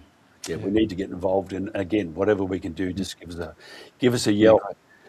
Stephen Nowakowski there, just brilliant, and some great pics too. Buy his photos. There you are. Buy his pics. Help him out. He's got to make sure he can pay his lawyers. This is the Country Telegraph. The banks in our regional communities do all the heavy lifting, while the city-based or digital banks reap big profits. There's something really wrong with this picture. Across regional Australia, local bank branches are disappearing. This puts our communities at a big disadvantage. Regional Australians, young, old, those with a disability, First Nations and small business owners are being left behind. Meanwhile, big city-based and digital banks earn billions, much of it from you. 10 million regional Australians help fund the banking system. But regional banks are left carrying the cost of keeping branches open, providing essential advice on scams and fraud, identifying customers, helping with loan and business advice, and providing secure cash services. In a digital world, branches are an insurance for communities when systems break down. Essential banking services should be delivered by trained staff with local knowledge, not call centres, apps, or city-based and foreign-owned banks. A community service obligation on banks would allow our regional communities to access the essential banking services they deserve. The banks in our regional communities do all the... Australians are paying more and getting less. Energy security is economic security. Economic security is national security. We sit on vast reserves of coal, oil and gas, but we are not fuel secure. Policy unmoored from physics and economic reality has turned an energy-rich land into a decadent state. No sector is being asked to bear more than agriculture and regional communities. We are willfully turning a rich nation into a poorer one. To keep Australia prosperous, sovereign and free is our duty. And in an uncertain world, our best defence.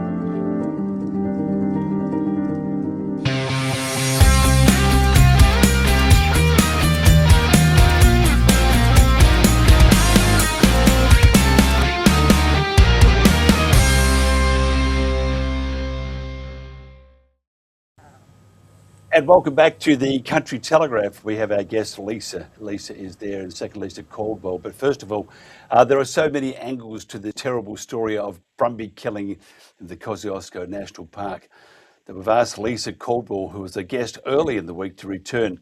It's just absolutely appalling, and the more you think about what's happening, the more angry you should become. I am very angry at the moment. Lisa has lived neighbouring Kosciuszko for over 45 years. Her hubby's family were first settlers here since the early 1800s. And they had different grazing leases in what is now the Kosciuszko National Park. Her family was involved in managing the Brumbies for several generations. And since the 1980s, the local horsemen have been locked out, censored and ignored. They have offered to take back the management of the Brumbies over and over and over again. And they've been rejected. Why? We're going to talk to Lisa today about other projects in the Kosciuszko National Park which have a greater impact on the environment than the Brumbies or other animals. The intersection of wild Brumbies and the massive Snowy 2.0 renewable or unreliable energy project in Kosciuszko National Park is not often made by the government and their proxies. Does it also explain why politicians of different colours stay silent? Does this all boil down to money and development rather than damage of pest to a non-inverted commas pristine alpine environment? Lisa, thank you for joining us. Good morning, Mike. What's your thoughts on the Snowy River 2? Snowy 2, sorry, 2.0. I'm kind of in support of the project in general, because I think for sustainable electricity, for example, it's probably a good thing if the Snowy scheme is anything to go by, keeping in mind that even the power that's already existing from the Snowy scheme, goes all the way to Sydney before we ever see it down here back in the mountains. But anyway, in regards to the Brumbies, it needs to be noted that back in 2021 when the Community Advisory Panel was set with the task of advising the government and national parks on how to develop the new plan of management for the horses. Snowy 2 didn't exist. So when the lines were drawn on the retention areas was essentially the historical areas of where the horses were at the time. And of course, since then, Snowy 2 has moved in and developed these mega industrial sites, I call them, which are almost like new townships. In a couple of them, they're so big, and they are housing a couple of thousand workers around the Lobsers Hole, Marika, Goandra, and then over in the Tantangra, that where the big hole in the ground is, and then there's a camp up on the other side of the hill where they live. So these were non-existent at the time when these lines were drawn. So consequently, they are smack bang in the middle of the Brumby area and the retention areas where the Brumbies are supposed to be retained. And since these developments, of course, it's pushed the Brumbies out over that boundary line of where they're allowed to be. And consequently, the horses that should be in those retention areas are getting shot because they're no longer in those areas through no fault of them up their own. And we're also hearing stories that helicopters are actually pushing them over those lines even further. Yeah, it's a shocker, isn't it? We ain't finished with this one by a long stretch.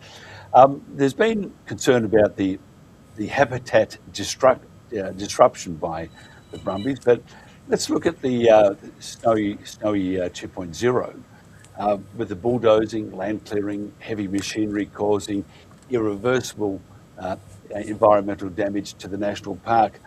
That would seem to be the real vandalism, the real danger to the national park, and not the Brumbies. Oh, absolutely. On those footprints, absolutely. The development is unbelievable, what destruction they're making and building, but I'll say down the line that they'll rehabilitate it, etc. But it's the hypocrisy. We're not hearing a thing from the invasive species about that. They come in the too big to fall bunch of their adversaries, and they won't touch them. Why? I don't know. It is very suspicious. There's some people are claiming that the government's claiming carbon credits from the more horses they kill. I don't understand enough about that to comment, but there's a lot of strange business going on. I know that some of the workers from Snowy 2 and even some workers from national parks are disgusted with what's actually happening. You've got to remember that we live in small-ish country towns and we all have to live together, so we know one another, and we've got friends working in these places, so we hear bits and pieces coming from them, and many of them are absolutely disgusted, but they won't speak out, of course, because they're gagged and they need their jobs. But the horses might be wandering in and out of some of the snowy areas, the Snowy 2.0 work sites, I mean, and most of them love them, seeing them, but they probably get a bit annoying because they might be in the way when they're driving trucks through or something like that. But that's about the limit. I can't see that they're causing any damage. They might be putting salt out on the road during winter to stop the ice, so that attracts the horses, of course. And the same on the highways, and then the horses get hit by trucks, which is not very nice. So, we've offered to even help parks fence some of these areas, those safety guardrails that you put around, which they just use cables, for example, that would stop the Brumbies even crossing these roads. But, of course, they won't even look at that. And like I said, we've volunteered to do these things for nothing if they just supply the material. I've also, when I was on the Community Advisory Panel, suggested they investigate the virtual fencing that they use in Europe to stop the elk and the deer over there from crossing their highways, the autobahns and that. But They say, yeah, we'll look into it, but of course nothing's ever done. There is a clear agenda. They want to completely exterminate all the Brumbies in the Snowy Mountains, full stop. Why? We don't know. They are a keystone species recognised all over the world, except Australia, although there seems to be an agenda of eradicating them in other countries as well. There are, I mean, in the UK, the Dartmoor ponies, in the US, the Mustangs, and it's really interesting how we have such, unless it really, really is one of our pet projects, how we have little regard for history. And in fact, we find many times that governments and organisations want to rewrite history. And once it's rewritten, that's how people think things happen, but really it's just based on a bloody lie. I just want to read you this. Somebody sent this in to me about the Snowy 2.0, Australia's largest renewable energy project linking two existing dams, the Tantangara and the Talbingo in the Snowy Mountains, via a 27-kilometre, that's 27 k's of deep tunnels. It acts as a massive water battery using excess wind and solar power. So they're going to plant turbines there. They're going to put all these solar panels in this pristine environment that the Brumbies are destroying. And they're going to install these facilities, then release it through underground turbines, so it can create noise and pollution, to generate rapid on-demand electricity during peak demand. So what we're looking at is this massive industrial development, which is going to destroy the environment. And then we have, on the other hand, well, those terrible Brumbies, they're awful. Get rid of them. We don't want the Brumbies. I think that you are right. I think they want to limit the Brumbies almost down to zero. And if you looked at it cynically, you would say, great for carbon credits. If you want to recoup some of the money invested, great for carbon credits. And all they have to do is look at this over expensive project that probably should never have happened, Snowy 2.0, and that's what they're doing. So they're destroying the planet to save it. It's terrible, isn't it? Yeah, the hypocrisy is outrageous. I also think that possibly the horses and the aerial culling and the campaign against it and all the media that's starting to happen at least is a distraction away from Snowy 2 and the extraordinary damage and destruction that they are causing. All the wilderness areas that they are bulldozing. They don't think twice about bulldozing through wilderness areas for miles and miles and miles, and yet they deem a horse's footprint is killing all these invasive species. It's a native species. It's just outrageous. It is, and I have to tell you, this has been one of the hardest weeks that I've had, and I've seen a lot. Being 330, I came out here with Captain Cook. I was here before him, but I've seen a lot, and this is it does not make any sense. And I think anyone that has any sort of ticker and love for the environment and a bit of decency should be as outraged as you and I are. What can we do about it? I don't know. We're at a loss anymore. We've got to try and convince the other side of politics, I guess, because it is political. There's no doubt about that. There is no science on Brumbies. There's lots of desktop reviews and opinion pieces, but there is no empirical and robust studies on Brumby impacts in Kosciuszko National Park. Certainly not independent. There might be little bits of noted areas here and there where they've seen Brumbies causing impacts, but there is no empirical evidence. And their own scientists admit that, the national parks admit that. So, but it sounds like invasive species is in control, certainly of Penny Sharp. It does, doesn't it? Someone has written in about the Snowy 2.0. It was Tabitha has just written in. said it's not power generation, it's just this giant battery. And there's no ending to this insanity. Where to now for you?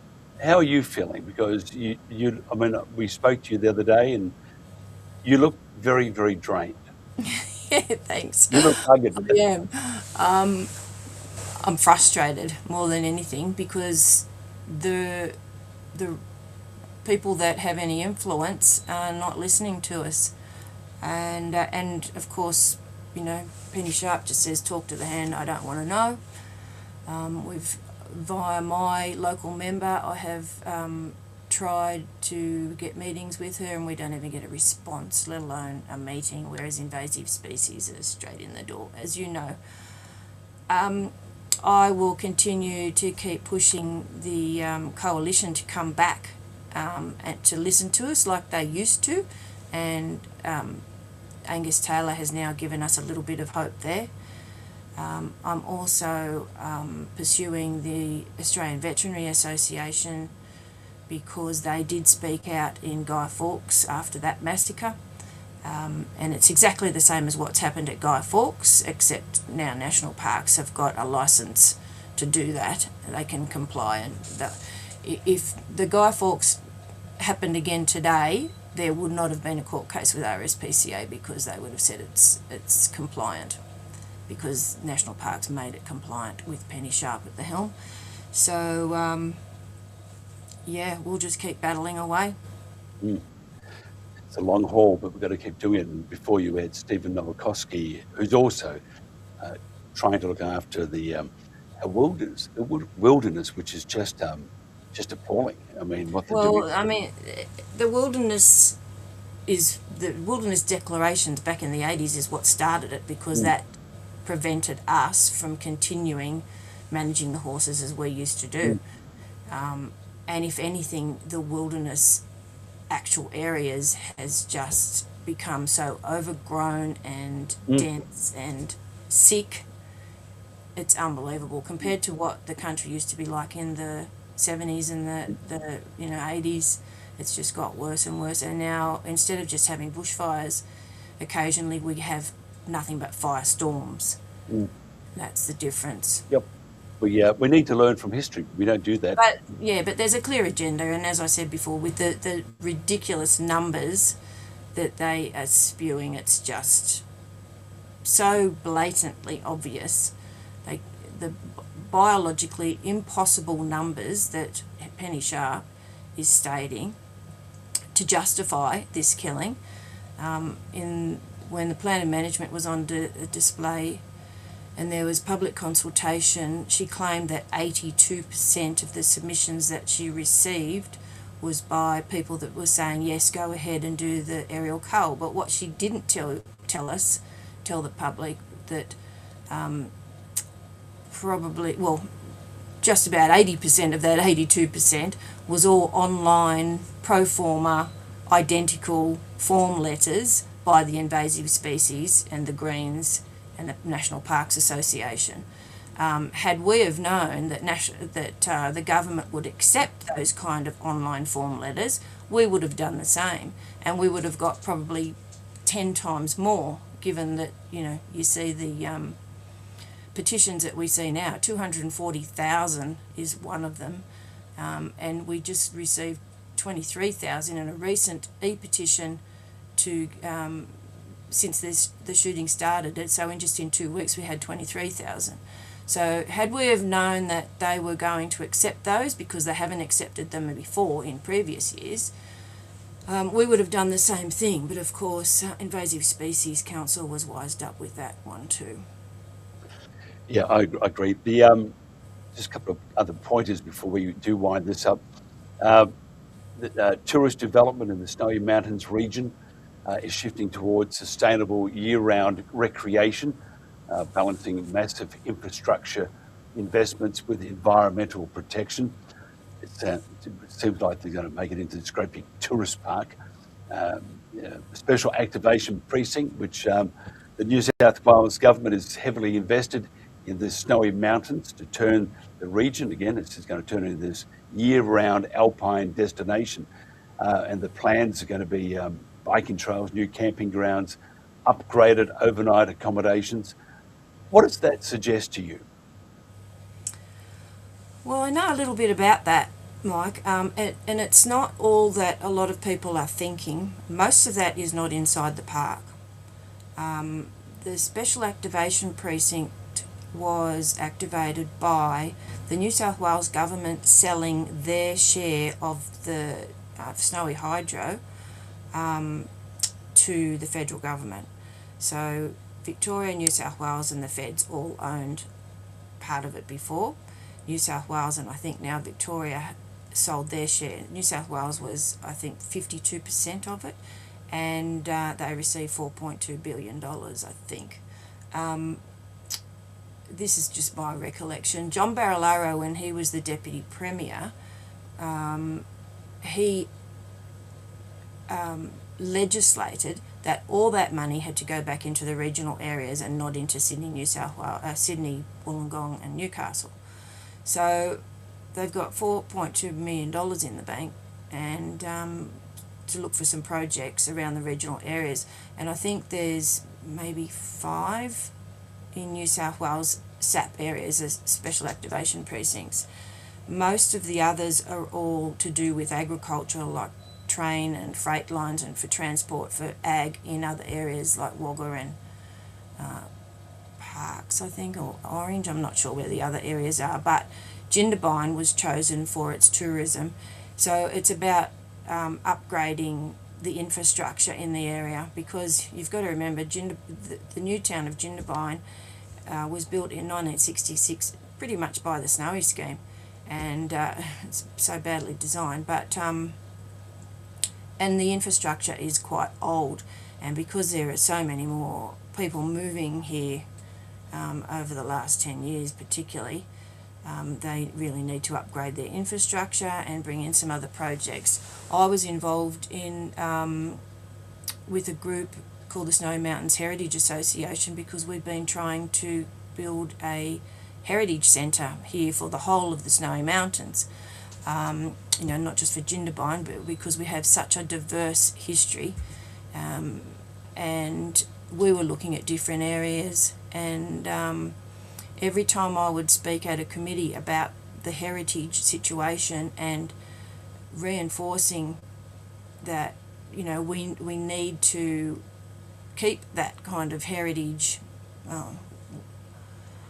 People need to learn about the heritage of the area. Some people that come here then live here don't even know that there's an old town under that lake, at Lake Jindabyne. So every time some documents would come out and heritage was mentioned, it was purely Indigenous heritage. There was never any white heritage mentioned in any of their documents. It just got hijacked every single time. So I left the committee and I wasn't involved anymore. So I'm not really sure where they're up to, but I know that the bike park and adventure park, for example, is just out of town in Jindabyne. Most of these things are not in the park, but there may be some infrastructure upgrades in the park, but I'm not 100% what else. Just finally, is the invasive species argument a red herring? And Brumby's aside, what about the inhuman treatment of other animals? Are the animals just an inconvenience? Finally, do you think that the Invasive Species Council should be retired because of irrelevance? Well, I don't really understand their purpose. What did we do before them? I think they only were established back in the early 2000s or something. Isn't the management of invasive species, no matter what they are or where they are, isn't that up to government agencies like the local land services and the agricultural and Department of Primary Industries? Like I said before, we don't get grants from the invasive species, but people are pumping money into them to lobby governments. So, yeah, there's something else at play here, and I don't understand it at all. I don't understand why they even exist. Yeah, it's terrible. But back to the Brumbies, I think what they're doing to them is terrible. We need to, we're going to do something. I don't know what. hopefully we'll be up there fairly soon. We're going to do a week of broadcasting from there, and you can be our weather girl. Look, Lisa, it's been a real pleasure. If somebody wants to find out more, how would they do that? What would you suggest?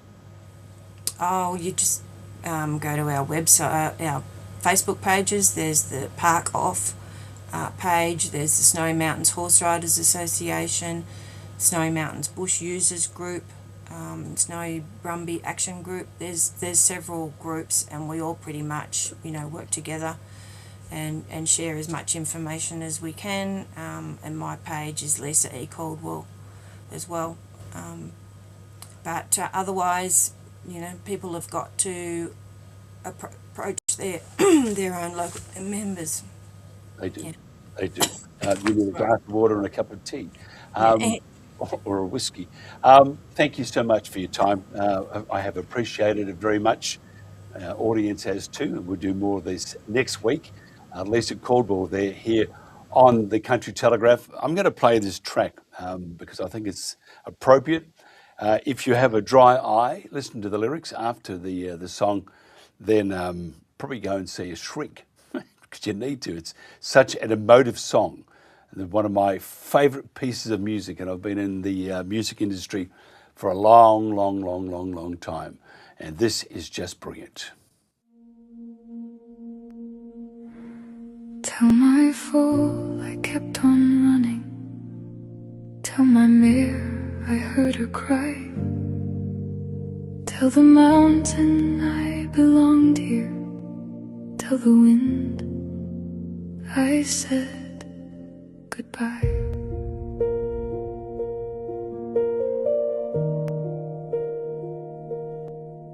Brumby hoof prints etched for generations in the snow. I've watched the foals become the mares, the stallions old and slow. Here in the snowy mountains where my life began, across hills, ridges and open plains my fellow Brumbies ran. I've led them through winter storms, drought and summer rain, but I can't outrun what follows now, shield my family from this pain. My ancestors crossed the oceans, but I was born upon this land. These mountains are my birthplace, the Snowies are my clan. These mountains hold our memories, our family history. If home is where you're raised, then this is where we should be. Tell my foal I kept on running. Tell my mare I heard her cry. Tell the mountain I belonged here. Tell the wind I said goodbye. Stay close beside me, little one. The thunder isn't rain. The sky itself is hunting us, and I cannot stop the pain.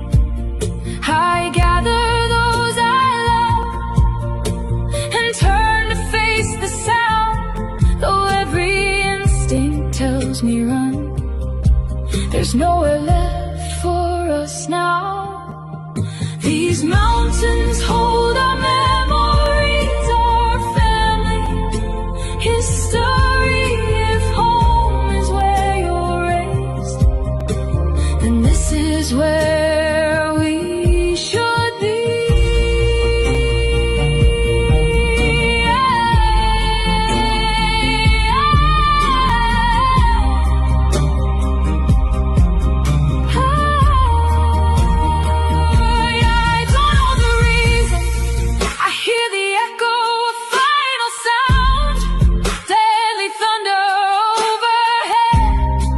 As I fall upon the ground, thunder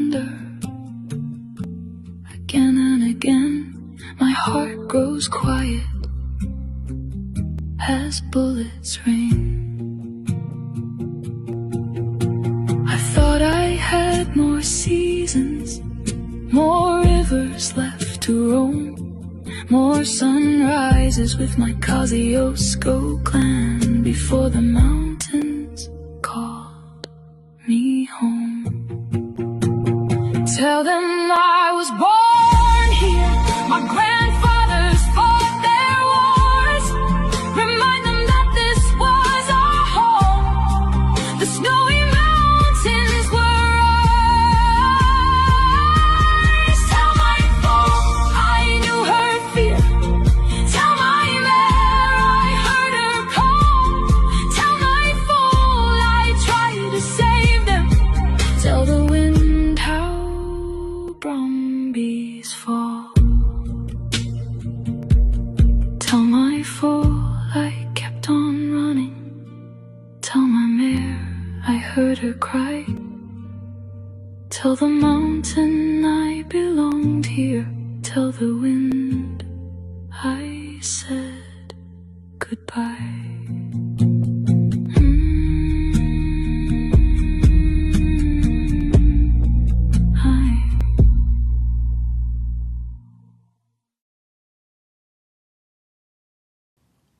And back again. Thank you to Lisa at Caldwell too. And we need to do more.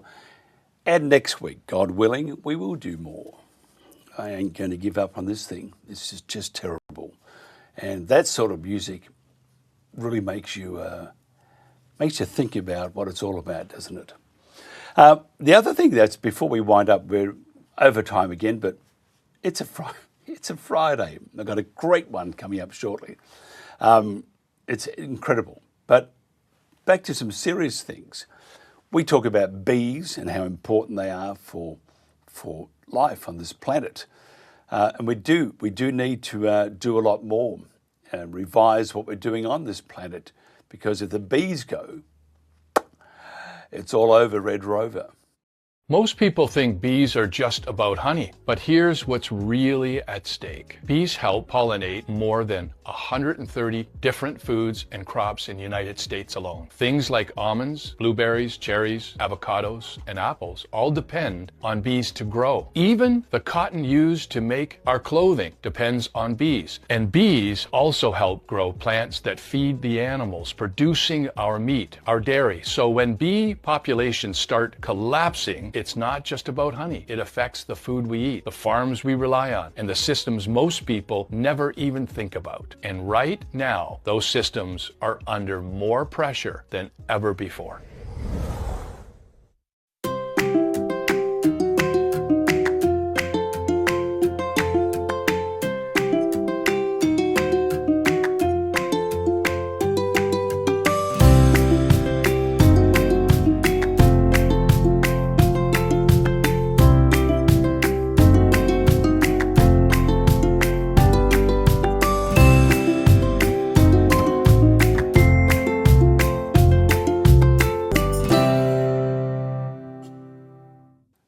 And welcome back to the Country Telegraph. Almost finished, but I got to, because that was Oyun there, which is about an hour and a bit from Mildura. And there's a rally raising money for cancer research. I think it's from Mildura to Townsville, but the long way around. It's called the Shitbox. That's right, the Shitbox Rally. That's what it's called. And it's a magnificent event and a bunch of events in the year to raise money. I think they've raised something like 66 million or something like that over the long period of time this has been happening. We found some of a couple of the highlights from day 4 and day 5 of the Shitbox Rally. If you want to help, I would suggest strongly have a look at this and maybe pop onto their website and even be part of it. I mean, it looks a lot of fun, but I think you have to have a car that's very expensive, around about $1,500, and that'll get you from A to B with some stops in between. Okay, daily overview today. We were looking at going Sealed Road up to McKinley because of the predicted rain, but that rain slid down through here, which is great. So this area is all pretty dry. So what we're going to do is we're going to come up here to Muttaburra and take this right hand side, and then we are going to zigzag our way through on these smaller roads back to Winton, so the teams have a chance to refuel because there's no fueling camp tonight. And we'll come out of Winton, we'll take this unsealed road through here as well to get us up near Kainuna, and then from there it's just a sealed road up to McKinley. This map doesn't do the distance justice. Up here and across and up to McKinley, between there and there, on the unsealed that we're doing as well, is 580 kilometres. So it's a decent sized day. 408 of that is unsealed. So yeah, it's going to be a proper shitbox day today. Be good, just what we're after. And I'm dressed as a Christmas tree.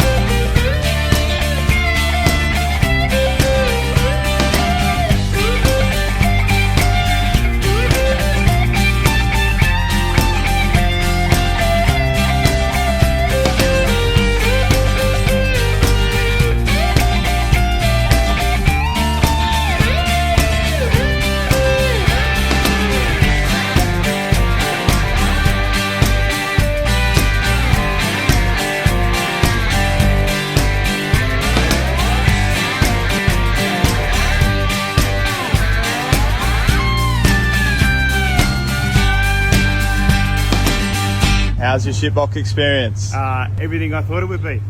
Yeah. It's we spoke about would it live up to the expectation, and it has easily lived up to the expectation. And this is for Mum.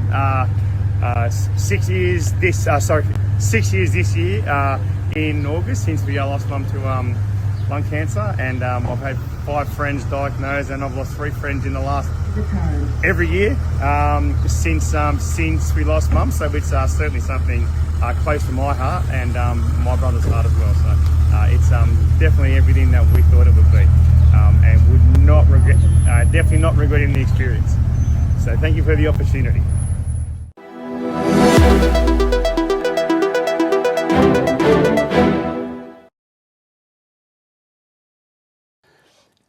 And there you are. That's the shitboxrally.com.au, I think it is.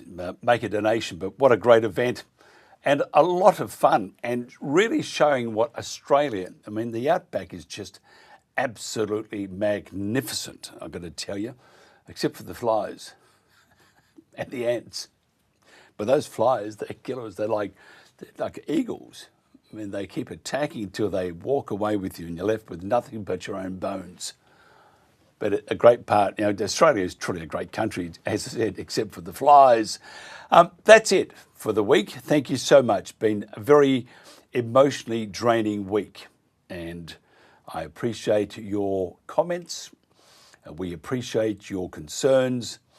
And we hopefully, God willing, we'll do it all again next week. And fingers crossed, we're trying to get some money together to do a week of outside broadcast remotes from the Kosciuszko National Park and shine a light on some of the abnormalities that are occurring, just making the eyebrows go, oh, really? And shine a light on the atrocities committed on those beautiful creatures, the Brumby. Just very sad indeed. Have a lovely weekend. May your team win, unless it's playing against mine, St Kilda. If you're, I think Essendon. So if you're a Don supporter, Essendon supporter, sorry, you must not win. Please, please. A couple of glasses of red prior to the game, I'll be very vocal. And that's when my good wife would tell me to grow up, which I won't. Have a lovely weekend. Thank you so much. This has been the Country Telegraph. They rode with a man from Snowy River. Now they're running for their lives. Tell me how a nation built on freedom lets its wild Brumbies die.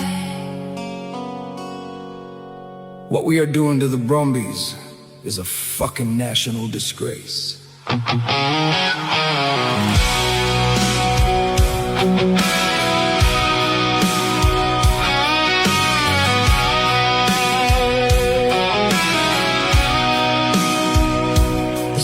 Comes up on mountain tops, the frost still on the plain. The ghosts of stockmen ride these hills through wind and dust and rain. Old banjo rode a mountain man, and horses wild and free, racing through the snowy high country for all eternity.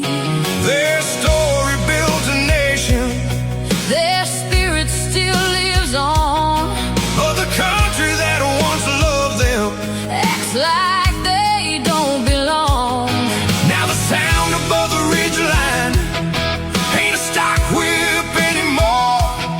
It's the rotors of a helicopter bringing death across the moor. The mountain winds are asking, what the hell have we become? When the sound above the tree line makes the wild horses run. It's the Brumbies' last run, the last run down the range, while the people shake their heads and wonder when things change. They rode with the man from Snowy River, they carry legends through the years. Now we're shooting down our heritage while politicians turn deaf ears. It's the Brumbies' last run.